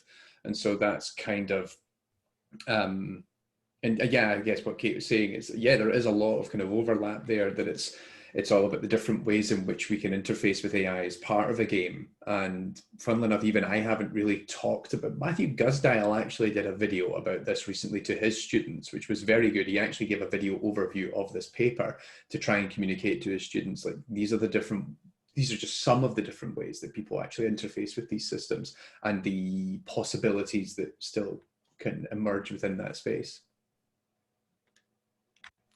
I did actually have a bit of a follow-up there when we were talking about this earlier with you, because you talked about AI as like a theater experience. I mean, particularly, and that I think feels a lot about like AI acting in the game, or kind of, you know, animating some kind of action and then us perceiving it. But and I think there's a lot of work now, of course, with several of you people here doing it on AI generating like artifacts, or I mean, for example, the Minecraft villages you were playing, just to advertise my own project here. But I mean, a lot of other people here are involved in various procedural content generation efforts as well. And I guess that also, I mean, it feels like it resonates a lot with that idea of, I mean, it's not so much AI as theater, but maybe Kate has another great term for that. You know, where AI is basically, again, it doesn't really matter that much what the technology is doing under the hood. If Tommy opens up the video and says, "Ooh, this is amazing," then it's done its job, right? I think actually it doesn't matter what I think, it's what the viewer thinks, it's what the player thinks. If they open it up and go, "Oh man, this is amazing," and then I go, "Well, actually under the hood, it's not really that complicated," but for the purposes of, sorry, I was using using you as an example of the player in that moment, but yeah, okay, I see what you mean. Yeah, and it's AI as theater. I like the term AI as theater a lot, because it talks about like also the suspension of disbelief. So I like to think about Tinkerbell. There's like if you see a kids play Peter Pan as a kid, there's Tinkerbell is the spotlight that they shine on the stage, and at some point the spotlight dies because Tinkerbell dies, and you all have to clap if you believe in fairies. And if the audience claps enough, then Tinkerbell comes back to life. And, you know, probably most of the kids don't believe in fairies, but we all clap anyway. So this is kind of the idea of, you know, oh, look at the AI in this. Isn't the AI good? Let's all clap for the AI and how smart it is. Like, regardless whether that AI is being played by a neural network or a set of if statements or even a human behind the scenes. So that's kind of how I think of AI as theater. It's our suspension of disbelief that we're willing to put like a face on this AI. And then there's the entire other thing of like AI that is kind of the stagehands of the theater that we intentionally don't see as AI. So pathfinding in the real world has fallen out of vogue, it's AI, but things like matchmaking, all the Zynga A/B testing, like we don't talk here a lot about like A/B testing of AI, even though that's just as much about the experience. I'm not sure whether that falls outside of the scope of this particular workshop or not. I did think we actually had some papers on that in the workshop last year that did a lot more stuff along the lines of A/B testing, and we were talking a lot more about like hard psychological looks at AI experience last time, but didn't do this year. I mean, mostly due to the fact that we didn't get many submissions or none in that direction this year, which we would have liked to get. So definitely. Sorry, did somebody just? That was me saying that, just reiterating that. I think that it's a shame that we didn't cover that this year, because the sort of purpose of this workshop is to be a shotgun approach to what AI in games should be. At least that's the intended design vision when we started working on this, because we want to kind of encompass all these various forms that it takes, because it's a huge part of games. When we look at No Man's Sky, it kind of was basically AI the game. You know, it worked not very great, but it was still a lot of AI in there. So I think both, the stagehand and the sort of actor, like both of those are really good metaphors for the stuff that we're looking at. Okay, I think Phil raised his hand. Yeah, I was just going to mention that there's been this kind of discussion quite a lot on an industry sort of group that I'm on. They were talking about, so there's people like me who really love embodied agents and love that sort of, you know, AI as theater kind of thing. And we tend to drown out a lot of the people who like the sort of hard engineering things. So they push back quite a lot against it. You know, like I'm interested in aesthetics and those kind of things. And then they're interested in the pathfinding, like how to solve a fitness function, or, you know, those kind of things. It would be nice if we could incorporate both, but it might be that those two camps never really truly get on, you know, the sort of arts versus the engineering kind of people. Maybe it's just not in the cards to get both crowds at the same time. I mean, I was actually thinking a little bit about that when I listened to Marcelo's talk earlier. When we are talking about the taxonomy, I was wondering, it felt like it kind of assumed that, you know, you would have like one AI in your game, and they would do something, right? And given all the things we're talking here, I mean, I guess we could talk about like diversification of AI and then actually end up with like this kind of perception that, you know, maybe there isn't just, you know, maybe it should be a user experience with AIs in games, as there might be like several that are filling very, very different roles. And some of them might be much harder, like, you know, some kind of controller to direct your car, while some might be, you know, in a much more performative theater-like direction.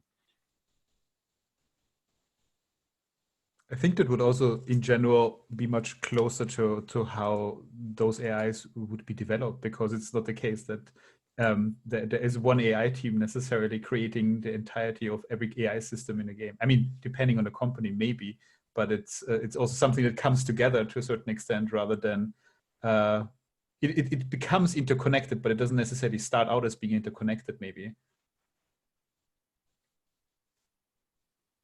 By the way, is everybody also at the same time reading the chat? I feel like more and more people are now kind of posting things on the chat, like Vanessa Volz, for example, says, so what about theater critics?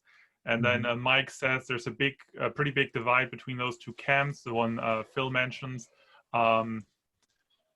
This is a long-standing condition, hopefully not an unbridgeable one. Then Kate says there are plenty of places for AI as cool tech work, but not a lot of places for how is a human interacting with and experiencing this AI-related system work. And then also Phil Lopez says that he feels that game AI goes beyond more than PCG. Given that games in such human concept, we often forget of new ways of getting such data. I'm thinking of human physiology, for example, to determine emotions and adapt to those experiences, which Again, I think we did have like somebody maybe look a little bit into this last year, but from some of the stuff we've been doing, I've also found that, I mean, it's difficult and it's often a massive undertaking, and there's often then a massive bridge. I mean, this brings us back to our original topic, right? A lot of times the physiological measures, it's very much in the camp of like psychologists, and you need very experienced people with a very specific skill set to do this, and even more so to do it well. And then they're often very, very far removed from the people who are making AI. So often you get like either very simple AI or just very simple measurements, but it's very hard to, I mean, I think it would be brilliant, right, to have some system like we had in the second talk that, you know, it goes into so much design detail, you know, so many complex and complicated ideas, and then also have like a proper evaluation on the other side, reflecting that with as much detail in the physiological measures and dimensions. But going back to like this massive thread that keeps growing here, or does somebody, Phil, is your hand still up? Oh, okay. Or is somebody else having hand? Otherwise, I'm just going back to the thread here. So, Vanessa has her hand up. Please, Vanessa. I wanted to jump on what Phil said about like integrating different strands of the community, like the more technical and the more experience-driven one. And I kind of jumped on this halfway, so like in this workshop. So apologies if this has been mentioned before. But I come from a more technical side, and I also happen to be chairing a task force on game evaluation. And we're actually very interested in getting to understand people's approaches that come from this other direction. So what you were talking about in like engineering experience or like characterizing this, I think that what we're really trying to do is figuring out how this can be related to something that is measurable in some way, and the automation part there is kind of debatable. But we're currently looking into questionnaires for player experience and collecting data sets and stuff like that. But like in the context of this task force, we're very interested in doing that. Do you maybe what do you have like a link where people could maybe like go and look that up, or maybe, you know, yeah, I'll find it. Join a Discord or something like that? Yeah. Okay, excellent. And yeah, also everybody else, I mean, I was being a bit snarky earlier when I commented on Kate's advertising. I mean, feel absolutely free to, you know, post projects that you like or think or are related to this, either in the Discord, which might stay around a bit longer, or in the Zoom. So even if you're making half $1 per sold t-shirt, it's perfectly all right. Kate brought up an interesting point in the chat, where she said, normal AI conf, this Go AI can beat you in UX of AIs, but how does that make you feel? I think that's an approach that I really like in how you can approach this. How this is different from, say, I guess, XAG or the PCG workshop or something like that. Like how we differentiate ourselves as a venue.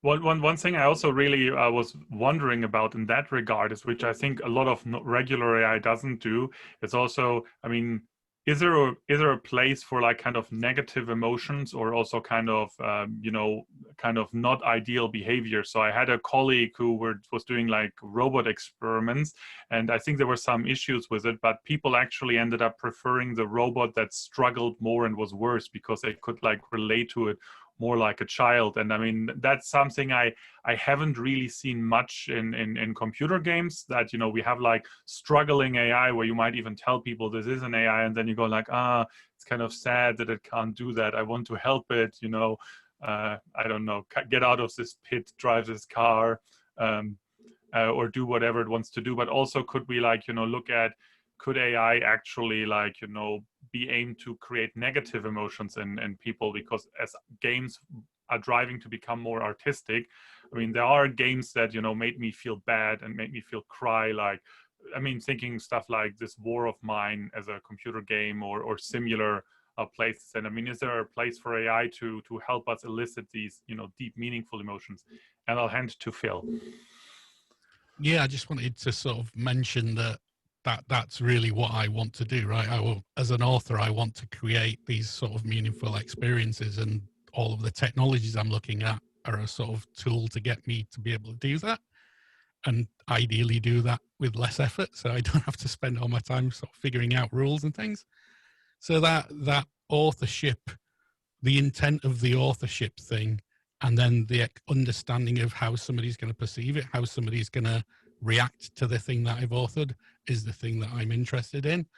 And the technologies are just a vehicle for being able to do that. But I don't really care to sort of split those off into, you know, silos for one thing or another, right? It's just, that's the tool set that I'm using to create the experience, if you know what I mean.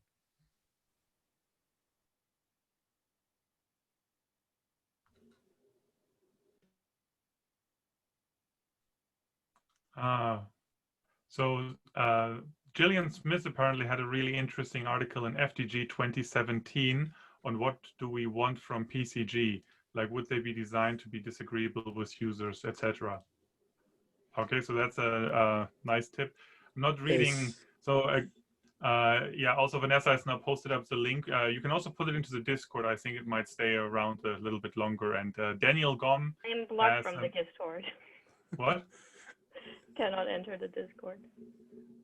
Okay, I can post it in the Discord for people later on. Why and Daniel Gom mentioned that Discord? Yeah? Message me on Discord. I'll fix your Discord. I'll talk to them about fixing it. Okay. And also Daniel mentioned his upcoming paper that looks at very similar things. He actually says something also quite interesting, maybe for this discussion, that he would have liked to look at more than strategy games. And I guess there's a lot of talk now. I mean, basically, I mean, this board game taxonomy was also probably talking a little bit about, you know, board games as an application area for AI and the various ways it can be applied. And so while I guess initially we started out a lot with talking about AI in computer games, our title in general allows for us to talk about any kinds of other games. So do you guys think there's room for other games where AI could actually play an interesting role, other forms of games? Do you have some opinion on that? I think that there's a huge space for board games, but you have to avoid making them terrible like the Monopoly game turned out to be.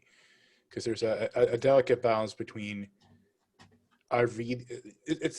except for the normal balance with like the an AI actor being too skilled, you also have to integrate in the way that I think Marcel talked about, not just adding an iPad, but also not just adding a slave driver that forces you to like tells you how many places to move your piece, like in Monopoly. So it's a really interesting space of trying to figure out how to design for that type of AI-based play.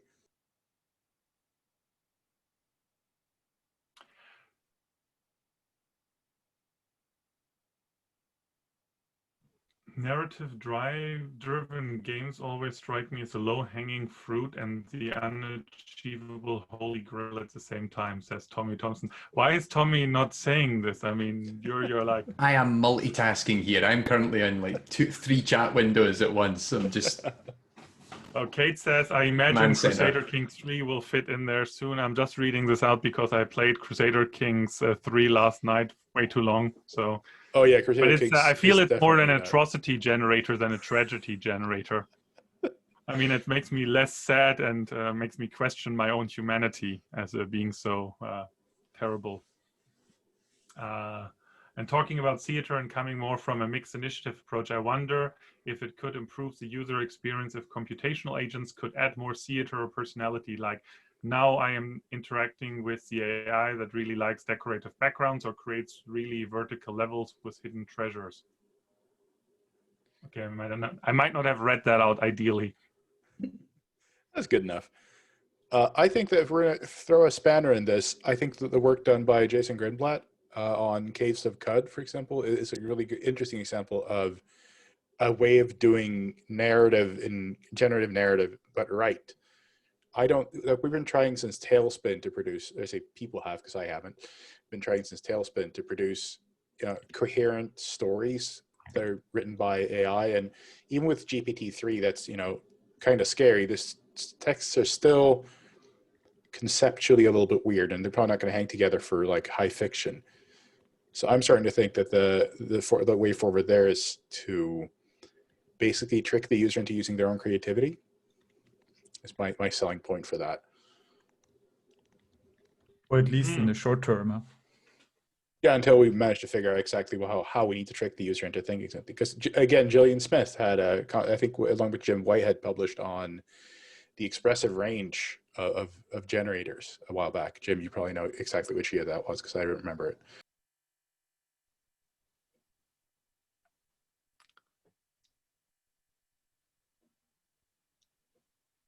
Yeah, sure. And there was that PCG paper from 2010 that was talking about this whole notion of expressive range, and I think it's been picked up by the broader PCG community because there's just this interest in how do you evaluate and how do you understand the kinds of artifacts that a procedural generator can create, and so it just kind of leads into that.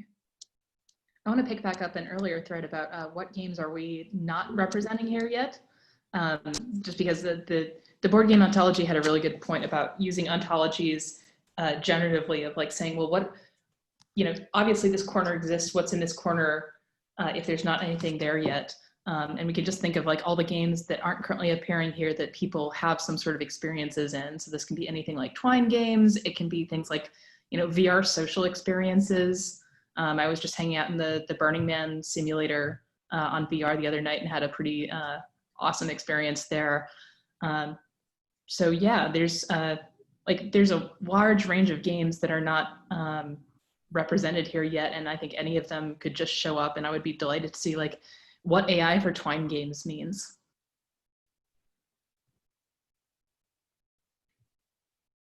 I mean, I did, just for a little bit of self-promotion again, I did actually, for that very reason, publish a paper over at the conference on games on artificial intelligence and live role-playing games and what could be done there. And it's basically kind of an overview of possible ways how AI could kind of create like experience there, and all the interesting challenges are there. I'll post you a link to my silly YouTube video, which is much better than the paper, obviously.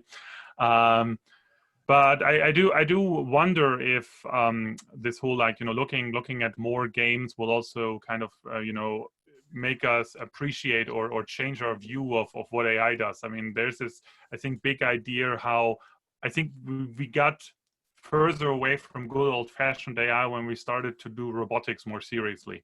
I think that, if we would have just stuck with, playing chess, we might have thought, we can all solve this. But the moment we had to kind of, build walkers and stuff, I think that approach was, well, if not doomed, but was definitely showing its limitations.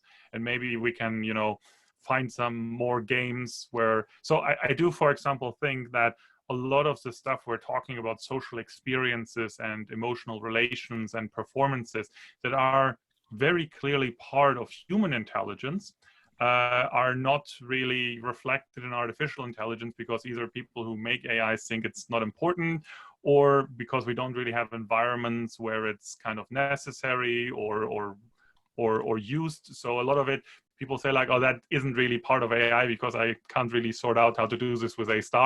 So we're just pretend it's not in that space. And I think by picking these games and posing these questions in terms of user experience, I think we can shine a light on some of these shortcomings. Let me have a quick look back on our chat. What would AI for baseball mean? That probably means baseball. I love for somebody to take a swing.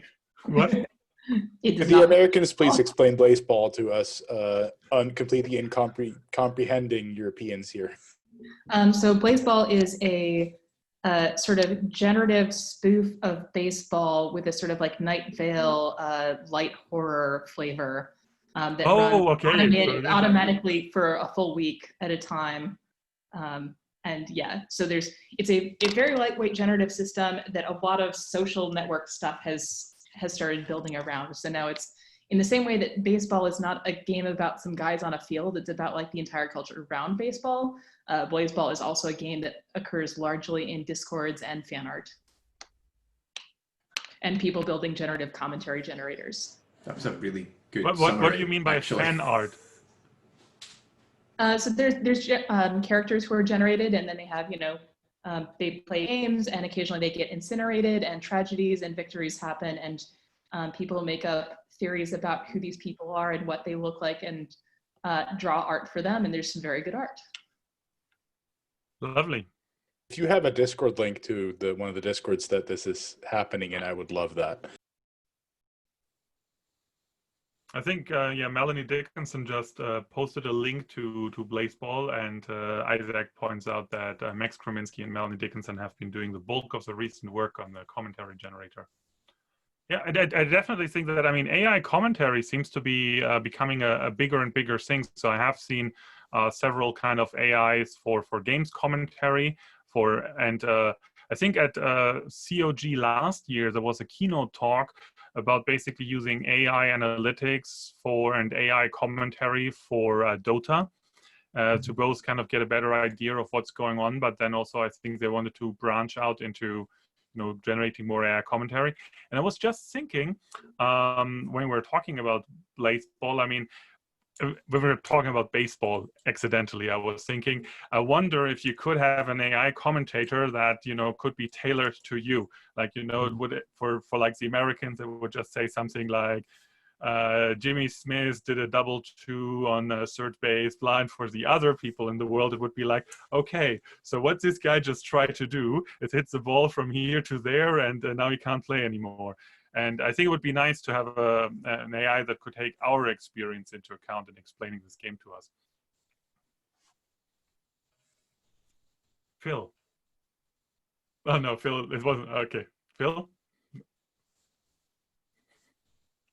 I accidentally pressed the raise hand without the unmute thing. I just wanted to ask a question for everybody, really. So one thing that's strike me as difficult for games is the question of sort of dynamic range of how expressive they can be. So I do a lot of study of films and those kind of things. And what I've found with films is that they're very good at like very quiet sort of moments. And it always feels like games never quite achieve that kind of thing, the sort of stillness of scenes and those kind of expressions. So I was wondering what your thoughts were about how we might do that with AI, like the sort of the really big expressive things, and then the really tiny little, very important perceptually, but very kind of small experiences,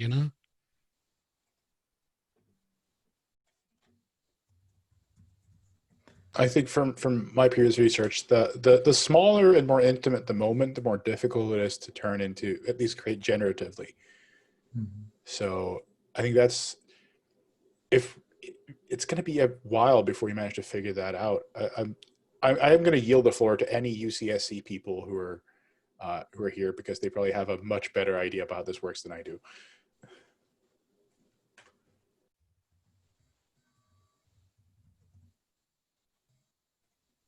Okay, I guess you will have to. Oh no, is there somebody?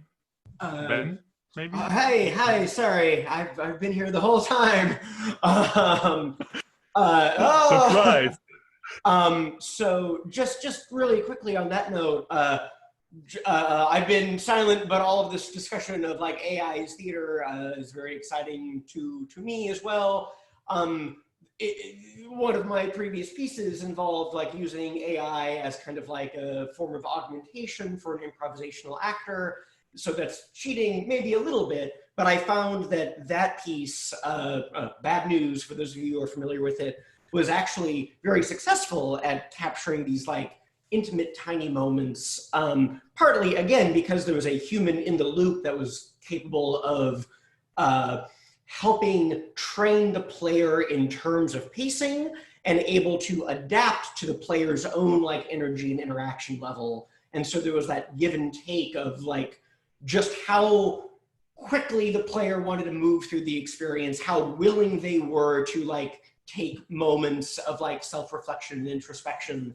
And so I think that possibly if what we're interested in doing is trying to create AI systems that are capable of representing these nice moments of silence, is that it isn't just like, I don't think we can just make like a, you know, PCG system that is like, I produce intimate moments, but like it only makes sense in the context of a greater piece where there are importantly non-silent moments so that the contrast really stands out. And I feel like it's almost like a matter of like, I don't want to say training, but like a matter of like helping the player recognize, oh, the system is doing these quiet, small things. I am like using, you know, the language of games. Like I am rewarded when I take these moments of like actually like slowly looking, investigating, and then like it isn't just the AI is producing the moment. It's rather the system as a whole, which is perhaps driven by an AI, but also might have whatever scripted moments written by a game author, is kind of all integrating together to get the player themselves to actually be the one who's like making the slow moment. So it's not that the AI is producing the slow moment, it's that the AI is encouraging the player to take those breaths, to take those moments of stillness. Anyway, sorry, that it was just, I wanted to chime in because I was excited. You made me excited about this too, so well done. Okay, great. Melanie mentioned fruitful void here, and I think maybe that's, we found another definition of fruitful void, or this is actually the main definition of fruitful void.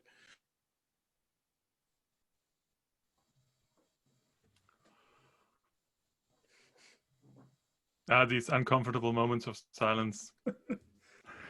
We still had them in conferences, but there you know people meant it. Here it's more like maybe somebody just muted their microphone. Okay. I mean, we still have some time to discuss things, but I'll raise another topic. So very briefly, we did actually, it feels like we're living in a different era from the last FDG we ran this at. And last time we were also having this chat. I mean, last time we had a bigger breadth of people from different backgrounds, I think, than this time. And we talked a lot about, you know, possibly staying in touch and talking to each other and set up an email mailing list, which I think hasn't really seen much use. And I was wondering if people like this topic enough that we should have this conversation again and ask, is there a way for us to, you know, should we set something up? Like, for example, I was like just, you know, putting together a Discord server in the last 2 minutes. I mean, do you guys want to possibly have a Discord server where people could like type out things and maybe have a channel to for example, share some ideas, look for collaborators in that space, you know, discuss some interesting things, post funny videos about user experience that they have. Okay, so there's a lot of yeses here. So we so far have no no's. So I mean, so here's a link. Right now, the image is a Roomba. Because that was the best image I could find on my computer. So just imagine there's probably some game you can play with your Roomba, and we'll set up some more channels apart from general in a bit about, like, you know, things. This is actually a good point. I mean, what you guys think would be worthwhile, both topics and kind of frameworks to discuss things in. So I mean, yeah, please. Marcelo looked like he has an opinion on that. Oh, and what specifically? No, I have many opinions. They come and go all the time. Okay. I think it's a great idea. I think I love it. I think also in general, I feel also just as a side note, I guess Discord is quite a good environment in order to have those conversations on a longer basis, because some of the thoughts might not come immediately. And a traditional chat like Zoom chat is a little bit too fluid and too quickly goes away. I mean, I think especially the multitasking aspect is quite hard to get under control. Yes, obviously. I do actually love this conference with its multiple chat channels happening while we're also doing this, but it is sometimes a bit distracting, I have to admit. I don't think the human mind is made for it. No, it feels like very many different roads at the same time. Maybe, I wonder if it's a generational thing, but okay. So I'm probably gonna look at this and see, as I said, maybe some channels for sharing like some papers or works people find interesting, or games like, you know, Blazeball, you know, some others for some kind of, you know, general conversation about stuff, and then maybe one or two for people looking for specific answers or collaborators. Because once again, I think last time we did part with this idea that I think a lot of the work we've touched upon would probably be improved by having the chance to interface it with some other work. I mean, maybe having some, you know, people who like the psychological evaluation side of things, you know, have access to, you know, more sophisticated systems and people willing to set them up. I mean, I do actually, when I was seeing Ben Samuel, I mean, I do actually like some of that earlier work because it does incorporate, like, you know, people with like an actor background and people with like a computational background. And I think, you know, bringing these things together in the same system is a very impressive feat, probably also difficult, I imagine. And and basically makes you know, makes a very big impression rather than just kind of trying to do everything in the same space. Are there any other comments or topics people like to discuss? Don't want to hog the microphone here. There was one thing that I was wondering, essentially in general, when it comes to AI, because my background is not necessarily in AI. I think I cross paths every once in a while again. And that is the question of complexity, of at what point is something truly AI / is too simple to start with AI. And not so much that I think this should be like a philosophical conversation about, but I think especially if you also consider this as a platform that keeps going on some level, I think it's a relevant question of, because when you talk, for example, then about this could be, the title could have been the player perception of AI.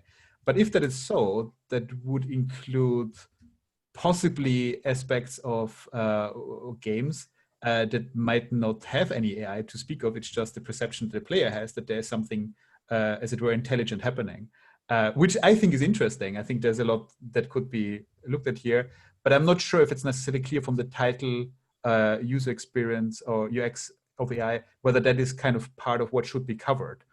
Just the thinking of there is AI rather than there is real AI happening, without posing the question of what is real AI. Sorry about that one. Jim? Sure. I guess I'd like to make a plug for, you know, continued work and focus on voice user interfaces for artificial intelligences and for AI in games. You know, the work that my former student Afshin Mobermine did and presented here on voice UI for PCG, what I found interesting about that was, you know, by bringing in a voice UI, it really took the focus away from kind of very precise numeric controls and instead moved it to more like expressive language. You know, humans don't want to be saying, you know, increase this by 0.5. You know, they want to say, you know, make this more colorful, make this more happy. And so it really kind of shifted the focus on, well, first of all, what are the kinds of language that people want to use in interacting with AIs? And what really are kind of the goals that people have when interacting with these systems? And so, you know, kind of any one of those things could be examined on their own, you know, more, you know, examining what people want, more examination of expressive language, but there is just something about the voice UI which sort of forces you to engage all of these issues all at the same time. And so, so any one of those directions, feels really useful to me, and ends up, cashing out a lot of interesting questions and systems. So, so anyway, kind of, just sort of a plea for, hey, let's take a look at voice UI for interacting with artificial intelligences more in general. I think what Jim brought up with voice UI brings up a possible channel for the Discord, which would be technical solutions, because doing voice interaction is still kind of technically tricky in a lot of cases, like piping that into Unity, for example, if you want to use Unity. So there could be an idea. I know a lot of us have built various different systems, so maybe like we could help support each other. If someone using Tracy, for example, asking Kate about that is probably a great idea.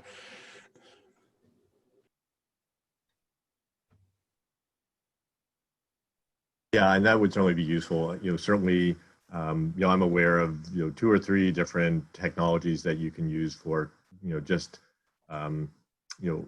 once even the text has been, or the voice has actually been converted into text, how do you then parse that text and then translate that text into specific actions that you're taking when interacting with an AI. So yeah, there's a lot to be, there's a lot of technical challenges in interacting with those systems. And honestly, I think, they're still very kind of script oriented. They sort of want to sort of use a couple words to then pick a particular interaction, kind of script that you then run through.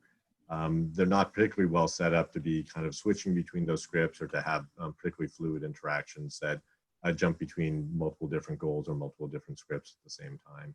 So I think also, kind of pushing on voice UI would I think probably lead to some new projects too, where you're trying to support more fluid interactions and create languages or scripting systems that can allow you to easily author these more fluid interactions with voice. Okay.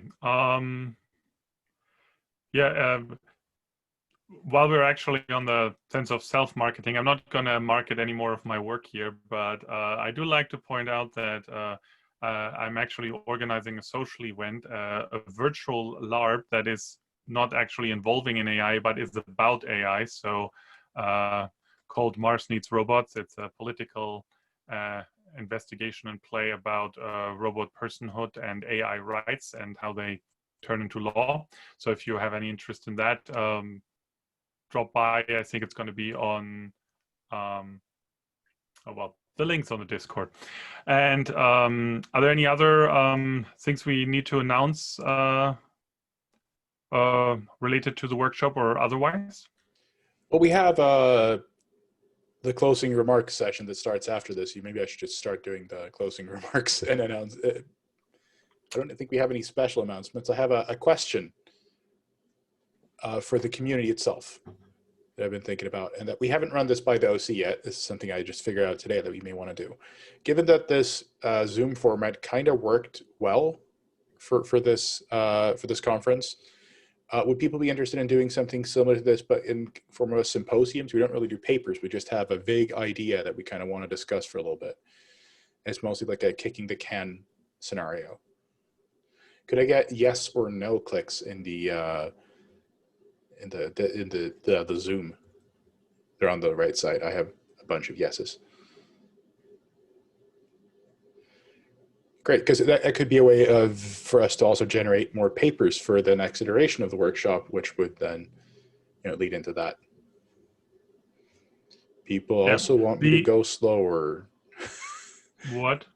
Someone clicked go slower. The other issue we should probably also say, we actually discussed this last at the last workshop. So we were planning to set up and do the delay. We're, I think, currently in our final throes of negotiating and finalizing it, but we're very confident that I think soon there'll be like a call for a workshop along these topics here, where we can kind of collate some of these works together. And it will be an open call where anybody is encouraged to submit, but we'll specifically, push this out to our attendees and also the people who published previous papers here. Oh, and one more thing, I think I'm just going to grab, unless anybody totally objects, I'm just going to grab the chat from here, which had a lot of interesting topics at the same time, and put it on the Discord server as well as a file. And then we'll later have the video link. We'll can also push that there, and then people can kind of, go back if they want to hear all of this again. Who would do that? Back to you, Henrik. Yes, thank you for also reminding people about the upcoming journal. I think it lagged out a little bit, but I think that was what you said, that we are working on a journal proposal that we hopefully should be able to set a call for soon, TM, but it's all in 2020 time. So, any year now. With that, I don't think I have any more comments to make as sort of the president mostly running the workshop this year. Thank you all for showing up. It's been a really wonderful conversation. All the presentations have been absolutely amazing. And I'm really happy that so many people showed up for this. I hope to see you all again next year. And if we manage to get a symposium or something, I really hope to see people there. And with that, I think we should close the workshop and stop this recording. All right. Thank you so much. All these thank yous. Do some little hand clapping there for all of you. All right, and